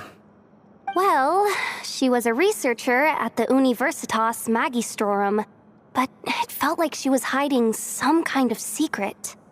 Oh, and one more thing. For some reason, Rerear's fragment also contains some of Thelindis' memories, though only a very small portion. Well, no shortage of potential leads, I'll give you that. In any case, it sounds like we can conclude that while Thelindis was still around, Rerir appeared to be lucid and quite normal. Thelindis, it seems, must have been the one thing in this world that he couldn't let go of. Tell me though, were these pure-blood Conorians we're talking about here? Why do you need to know that? Hold on. If she was a pure-blood Conrian...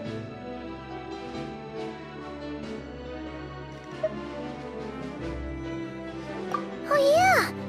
Just like how it was with the captain!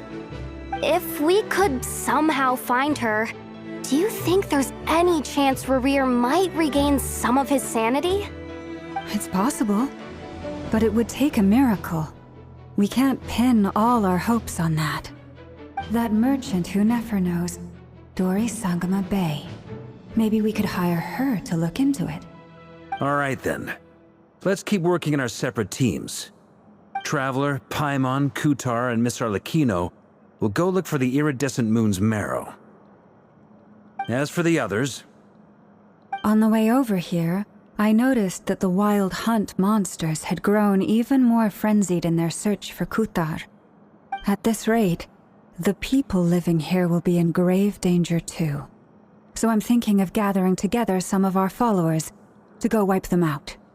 I'll head back to the curatorium and meet up with the boss. Feels good knowing we've all got something to be getting on with. Given that the Wild Hunt has been a lot more active lately, the Lightkeepers have likely begun their own operations too. If that is the case, someone will need to pass the news on to Flint's. I'll hold the fort for now, then discuss our next move with Flint's, Aino, and Anefa when they get back. All right then. Well, the clock's ticking. If that's everything, we'll be on our way. We'd better get moving too. We'll try to buy you as much time as we can. Relax. Just do your thing. Now, I decided to call in some backup since things are getting so hairy. Our reinforcements should be here any minute now. Stay safe, everyone. Dismissed.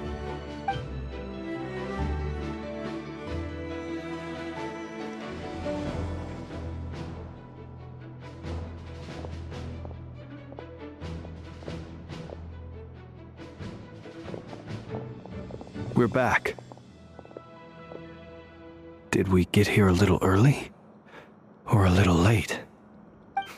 A tad late. The others have already set off.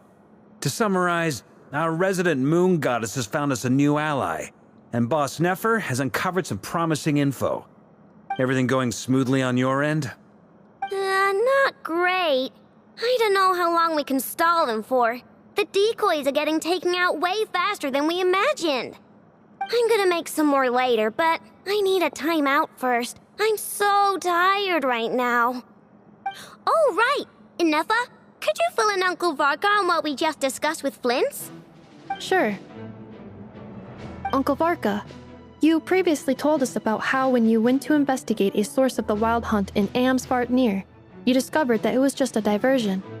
But according to Flint's intel, several outbreaks of the Wild Hunt had already occurred in Nodcry in the period leading up to that. That was before Rerir had regained his body, when he was far from regaining his full strength. In other words, in theory at least, he still lacked the means to act in two places at once. Flint's, with everything that's been happening, the Lightkeepers across Nodcry are rallying to fight back against the Wild Hunt. They're gonna need your help. I know, I'm sure you're capable of coming up with something far more effective than decoys. But for now, you should stay here and get some rest. Enefa and I will head back over to Amsvartnir to see if there's anything I missed. I told you Uncle Varka would say that, didn't I? A deal is a deal. Not a word about my snack intake for the next week. Database updated. Reliability of Aino's predictions increased. What does that mean? They were betting on how you'd respond after hearing their intel.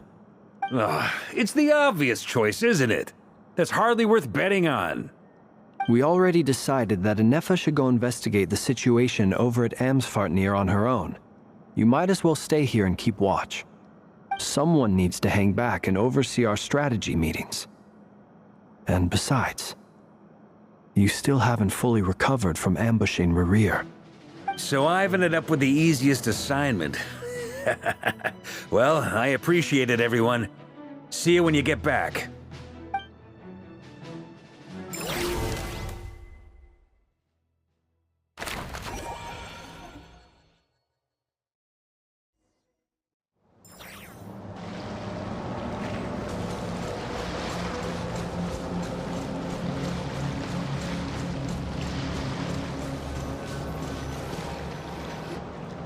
Here, this will serve as a good spot to cross over. Arlecchino, hold up a second. Since you brought us all this way, would you mind telling us what you've got planned? We still haven't got the slightest idea what's going on here. And if even Columbina doesn't know where the iridescent moon's marrow is, how do you? Simple. Because I am an inheritor of the royal bloodline of the Crimson Moon, and one of the last surviving embers of the Two Worlds' flames. Huh? Are you serious? As in, you're a descendant of that Crimson Moon dynasty we were just talking about? The one from ancient Conria? Your surprise is understandable. I was also taken aback when I first learned of it. But the more I thought about it, the more I realized the signs had been there all along. When I was young, I discovered I could wield a very special kind of fire. It coursed like blood through my veins and smoldered away inside my nerves. What's more, whenever I experienced strong bursts of emotion or drew too deeply on this power, it was like some kind of presence within the fire would begin to gnaw away at me, consuming me from the inside out. Exactly. That is why my hands are like this, too. At first, I saw it only as a curse, but once I became a harbinger, the Jester apprised me of the truth. Together with my own investigations over the past few years, there are several things that I have gradually come to understand. For instance, take the so-called Crimson Moon. In truth, it is nothing more than the shattered remnants of the iridescent moon, fused with the abyss to prolong its lifespan. Since this blood flame was bestowed upon me by the Crimson Moon, it is a fusion of the iridescent moon's former power and the corruption of the abyss. You all understand the nature of the abyss well enough. I draw upon its power, and in return, it hungers for my soul. This strange blackness is the mark of corruption it has left behind. If I recall correctly, you once told me that if the corruption ever made it to your heart, you'd become a completely different person. Yes, and that's the reason I'm always careful not to push my power too far. It's essentially a never-ending tug-of-war. Whew. Sounds intense. Anyway, the rest of my story can wait. Is there anything else about the Crimson Moon or the Iridescent Moon that you're unclear about? Paimon has a question. So, the Crimson Moon that the Carians used to worship was actually the Iridescent Moon, right? Which was one of the three Moon Sisters. Does that mean that the Carians were to the Crimson Moon as the Frost Moon Scions are to the Frost Moon? So much of that history has been lost. We have no way of knowing exactly what they were like.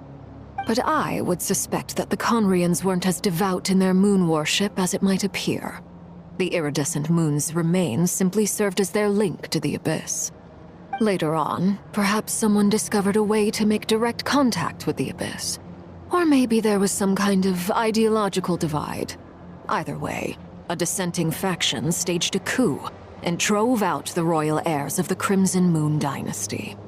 Still, even with the dark sun looming high overhead, the Crimson Moon's glow never truly faded.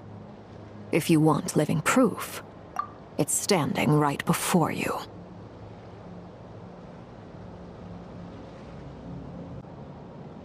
The first time we met, I sensed something familiar in your presence. When I looked at you, I felt I could see that mysterious red moon in the corner of my eye. In your flames, I saw its broken image, surrounded by a strange black aura. Well, I appreciate that you kept it to yourself. Much about the Crimson Moon is still a mystery, and I'd prefer not to end up as the object of an insane research project. Anyway, time is against us here, so if there's any other questions, they'll have to wait. I just want to make sure I've got one thing straight. In her letter, Sandrone mentioned that since you are unable to contain the iridescent moon's marrow yourself, you intend to leave it in my custody, correct? That's right. For now, it's the only way I can pay you back for your help. The iridescent moon is already part of who you are, so with its marrow in your possession, you'll be even more powerful than before. Deal. Then let's get started. Get what started? What does this place have to do with the Crimson Moon?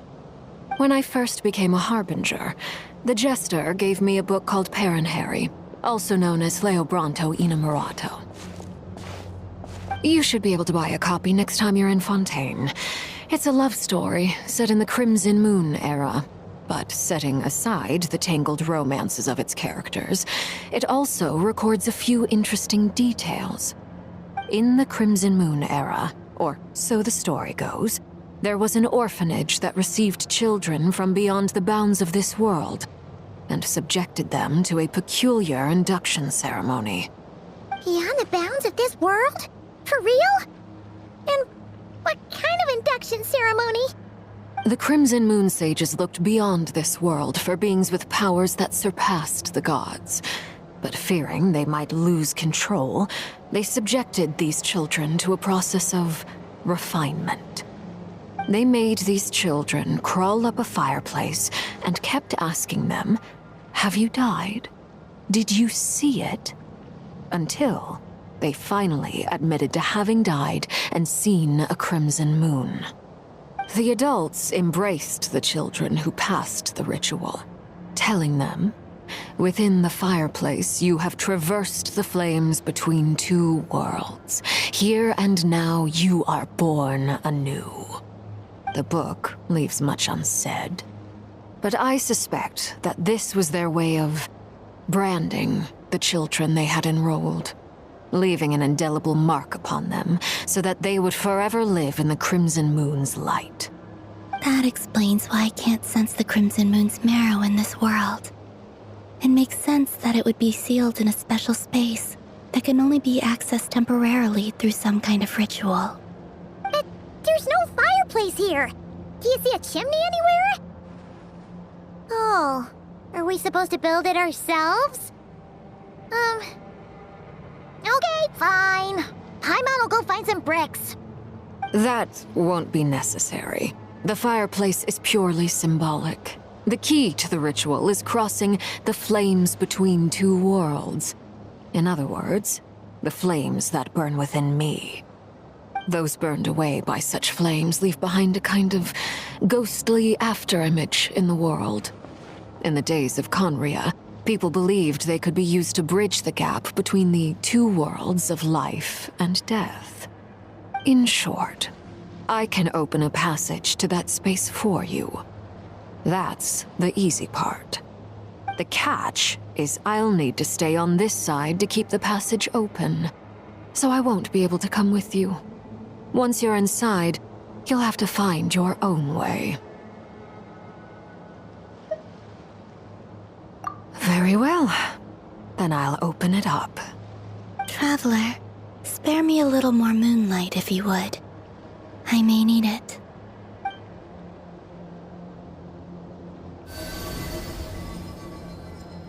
Thank you. I feel like I've recovered some of my strength now.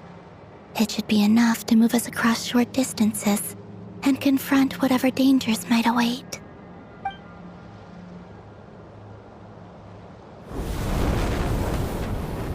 Mistress of the seven hues of ages past, Great Mother of the Present, crimson-clad sovereign of the two realms.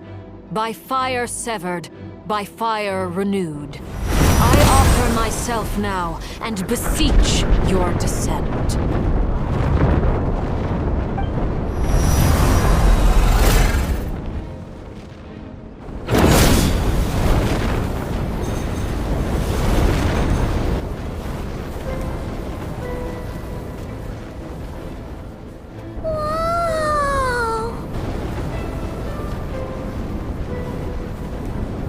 One word of advice. As you're crossing over, no matter what voices you hear, do not answer. Got it! I sense a sinister gloom inside, but also the familiar light of the moon. I feel that I am about to meet an old friend who has changed beyond all recognition. All right, let's go.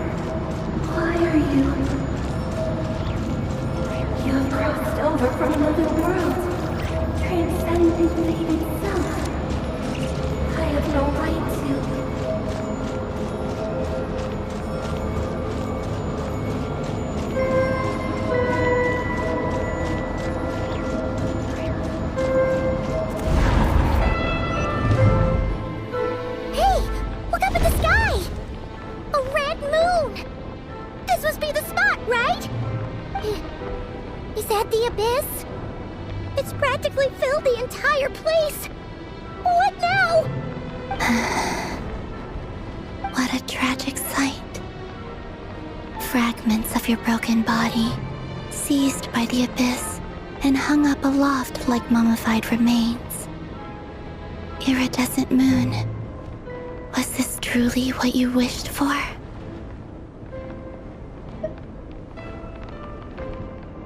Careful! There's something spooky about this place. Feels like something is lurking in the fog. Paimon's right behind you. Whatever you do, don't run off without her.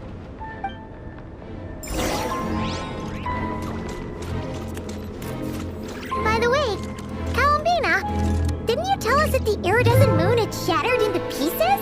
The moon up there looks pretty whole to Paimon. How is that possible?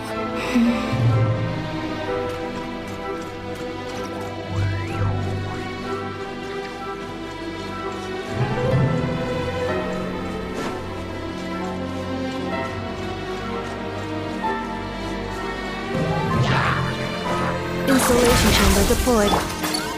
Good luck! Rest and rebuild!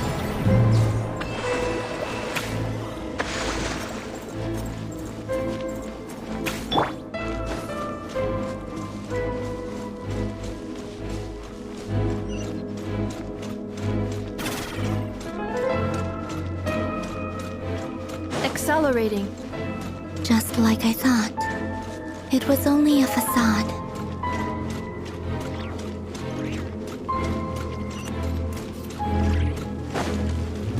Sequence initiated.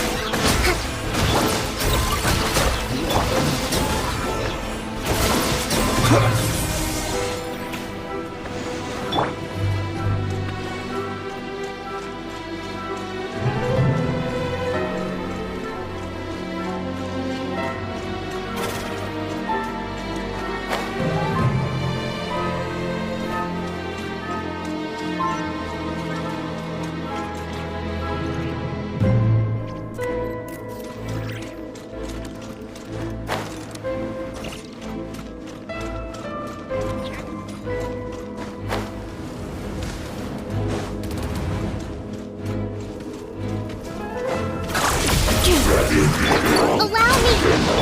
Be silent. Close your eyes.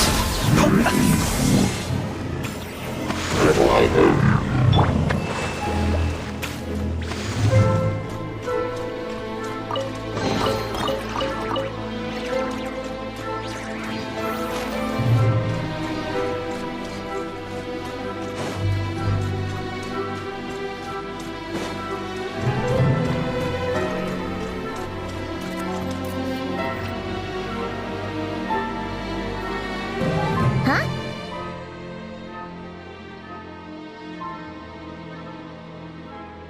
Huh? For real? That's way too high! There's no way we'll be able to reach it! No. I'm not sensing anything up there. It's coming from under the mountain. Let's see... Ah!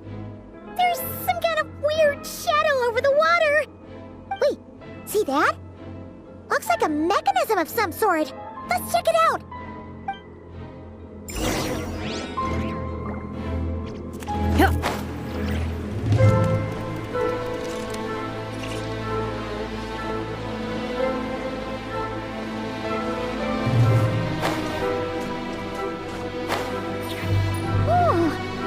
Looks like a device from the time of Kalia. Maybe people once came here to study the Crimson Moon's domain, and they left this behind. Oh, if we can activate it, we might find some clues.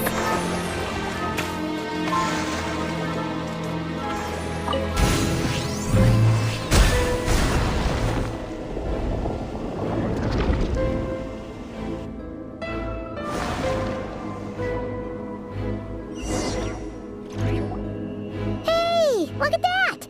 Now that the mechanism's running, the shadow in the water looks different.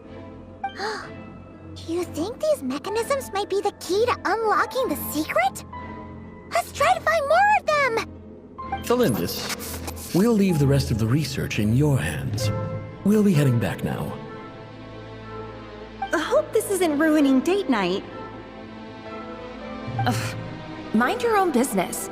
Just leave me some snacks on the table. Felindis? Is that Rear's girlfriend? How come we're hearing her voice here?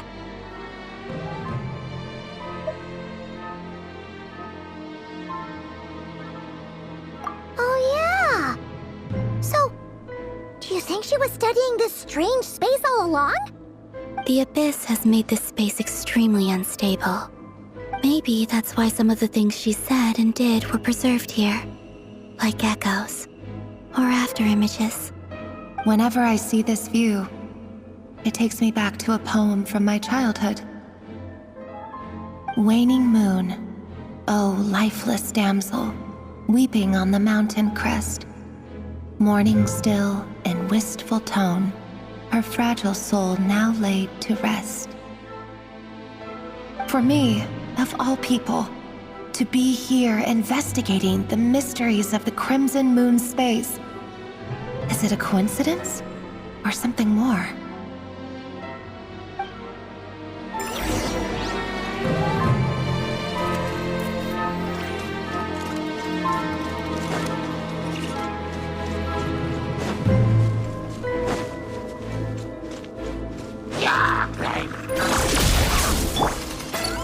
Rest and rebuild!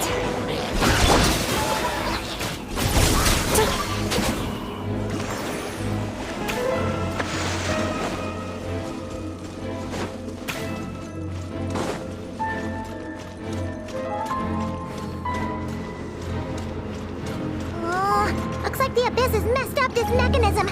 We need to find a way to get it working again. Let's see if there are any other devices nearby.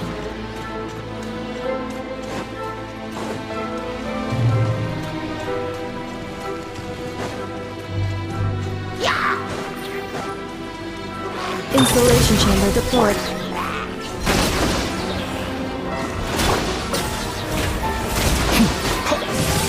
Be silent.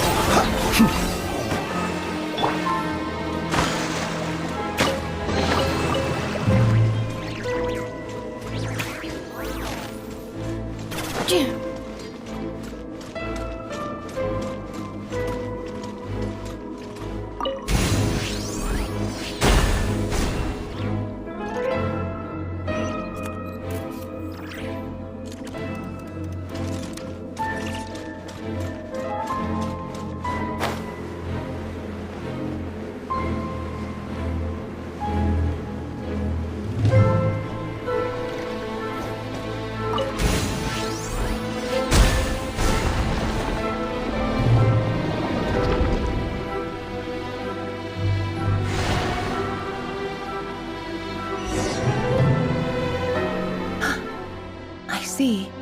So the moon marrow, or rather the power of the 3 moons, is the key to unlocking. If it really does exist, then maybe this madness can finally be put to an end.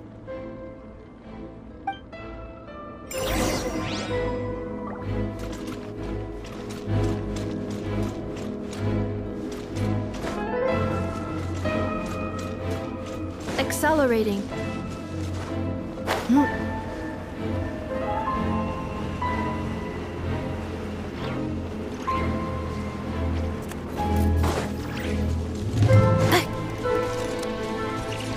Take cover behind the rocks!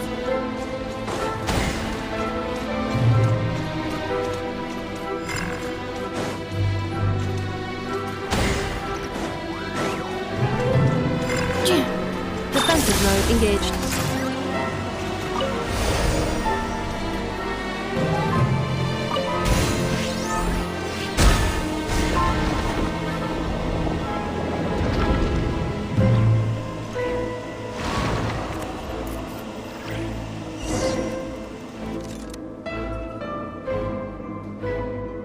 With the Abyss inhibitors in place, I should be able to access the chamber with the moon marrow. Oh, Rerir, with every step you take, you're drifting further from what you truly desire. But you're not the root of the problem. Ever since that outsider set foot in Conria, the Vinster King has sunken deeper into madness. If only I could get my hands on that outsider.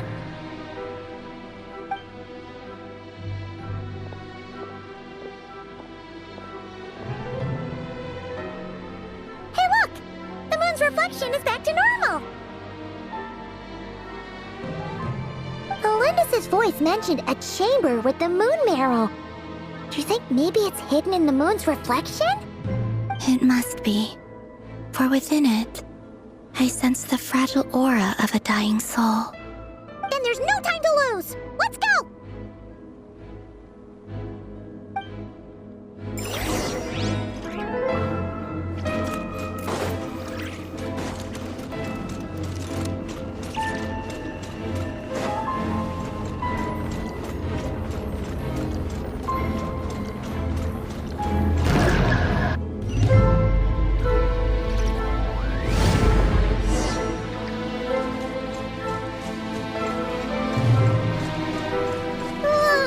These things are so creepy! Looks like we'll have to destroy them if we want to get to the iridescent moon's marrow!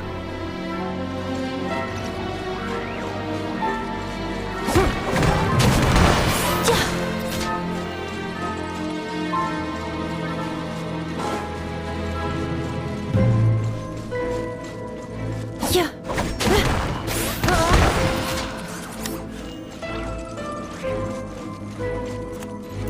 That must be the iridescent moon's marrow! Oh, we'll need to destroy these things before we can reach it!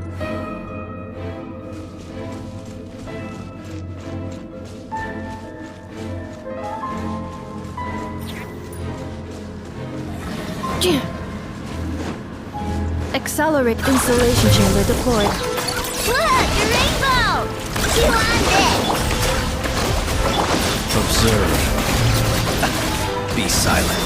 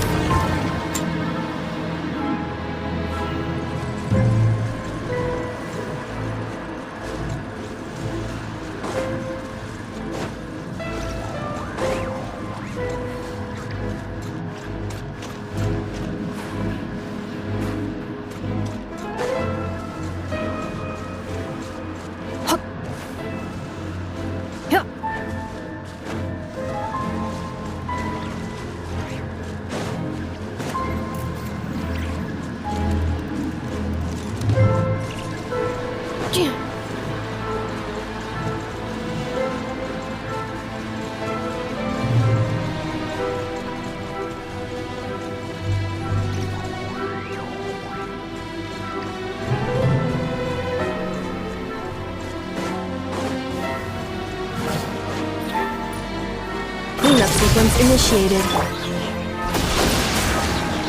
Close your eyes.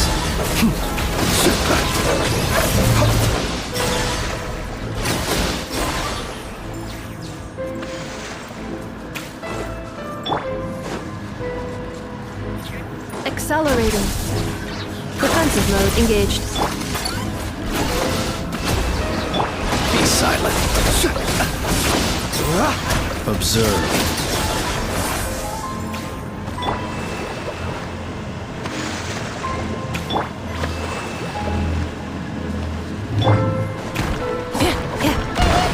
We're so close!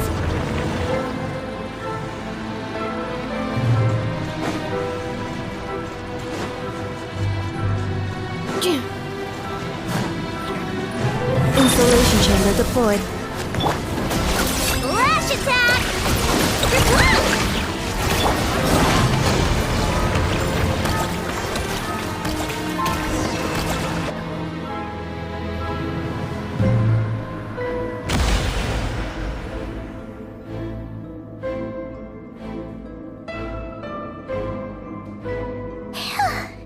We finally did it!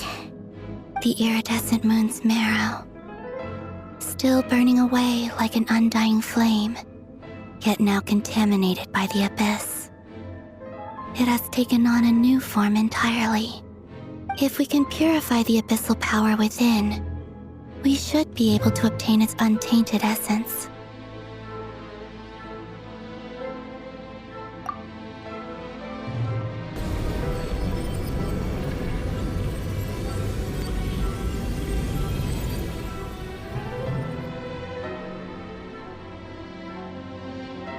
It's so cold.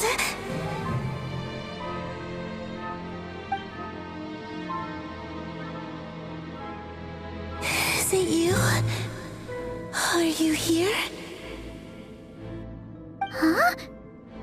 Are you talking to us?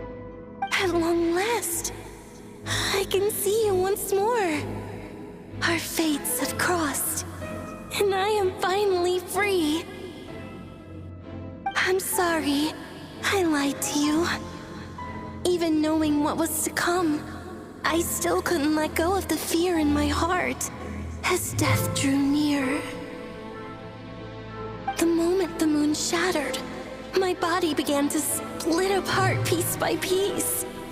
Like I was being cut into pieces by 1,000 blunt blades. My thoughts scattered as the cold crept in. But I could not bear to fade away like that. Tell me, what was it that brought you to us all that time ago? If only I had possessed your courage, then I might have been spared this torment more painful than death. You look so puzzled. That's how I felt too when I first saw you. But trust me when I say that everything happens for a reason. Farewell, Hypo.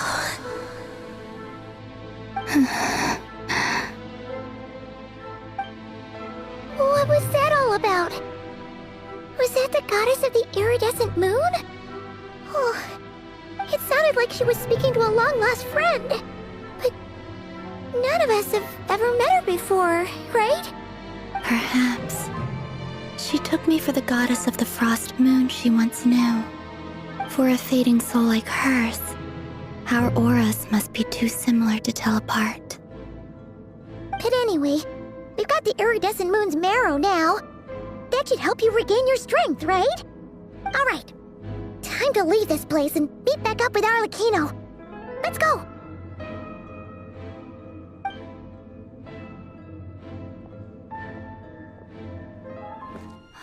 That's odd. This place looks different than when we came in. Waning moon, Huh? oh lifeless damsel. Oh.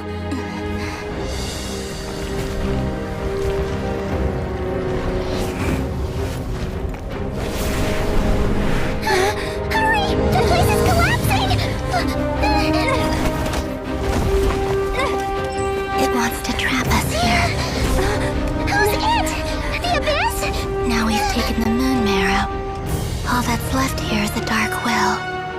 will show us no mercy.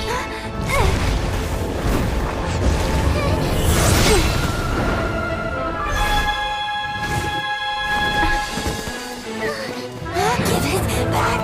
The Crimson Moons! My marrow! My heart!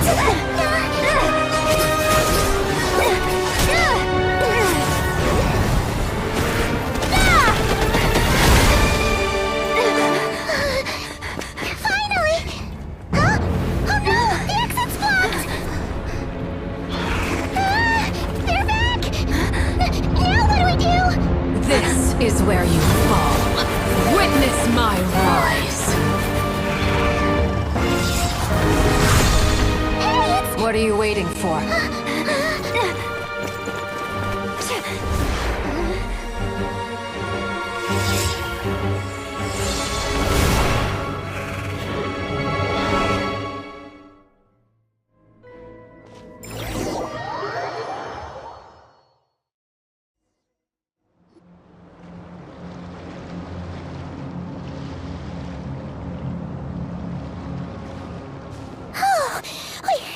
We made it! Is that you, Arlecchino? Did you save us? Wait, your hands! They're... Oh, this? Don't worry. It's a small price to pay. The Abyss wanted to trap you inside, and I defied its will by bringing you out. No wonder it's a little angry.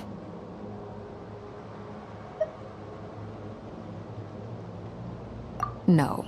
I have paid the price, albeit a small one, and it cannot be undone. My hands have already fused with the Abyss. Purification would simply destroy whatever's left of them. But surely... Oh... We're so sorry, Arlecchino. Paimon can't believe you'd make a sacrifice like this for us. As much as I'd like to call it a favor, the truth is I was simply holding up my end of the deal. Well, Columbina. Yes, you did your part. And as promised, I will leave the iridescent moon's marrow in your care. From this day forth, may the two worlds' flames burn ever more brightly.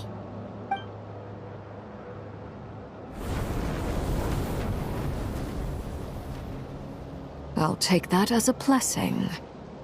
Now, Columbina, give me your hand. Accept this moonlight I offer in return.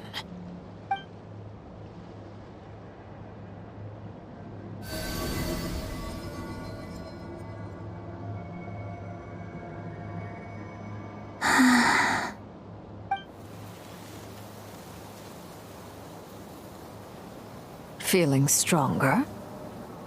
Hey, Columbina! Are you okay? I'm fine. Our powers are a little at odds, that's all. By the Frost Moon's authority alone, wielding the power of the other moons was always going to be a stretch. Still, I think it's fair to say that your strength has returned. At least to the level it was at as Third Harbinger. It's still not enough. There's no way I can hope to challenge Rayrir like this. Just one more ray of moonlight, if you would.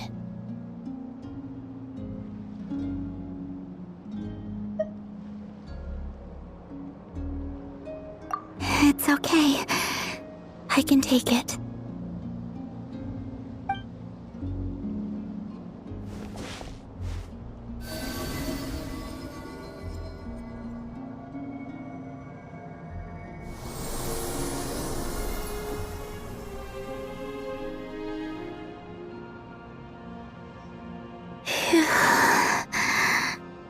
How about now? Fighting fit? At the very least, I won't have to stay hidden like before. I want to see him gone from Not Cry. The Rayhir of Solnari and his wild hunt must be sent back where they belong. Well, it's good to have something to aim for. You certainly seem more alive now than you did earlier. When I first met you, you didn't strike me as a ray of moonlight. More like a wisp of fog drifting in from who knows where, ready to scatter at the first sign of a breeze. But now, you're full of vitality, just like the frost moon, once the brightest of them all. May you keep shining, Columbina. This is who you are. Thank you. Look after yourself too, Arlecchino. I know you have plans of your own, and that's why you're always seeking to grow stronger. But whatever you're after, don't let the Abyss take a hold of you. I do not wish to see you go down the same path as Rerir. I appreciate the concern, Columbina. Although perhaps it's time you took a new name. A new name? Kutar, the Moon Maiden, Columbina, they're nothing more than code names. They describe who she is and the roles she's played, but they're not her real name. We often use code names in the House of the Hearth, too. But it's knowing your real name that keeps you grounded. Up till now, you've been living a wandering life, so you've probably never really cared. All I'll say is this. Once you've defeated Rerir, give it some thought. All right, that's it from me. I'll get you back safely first, then go meet up with Sandrone.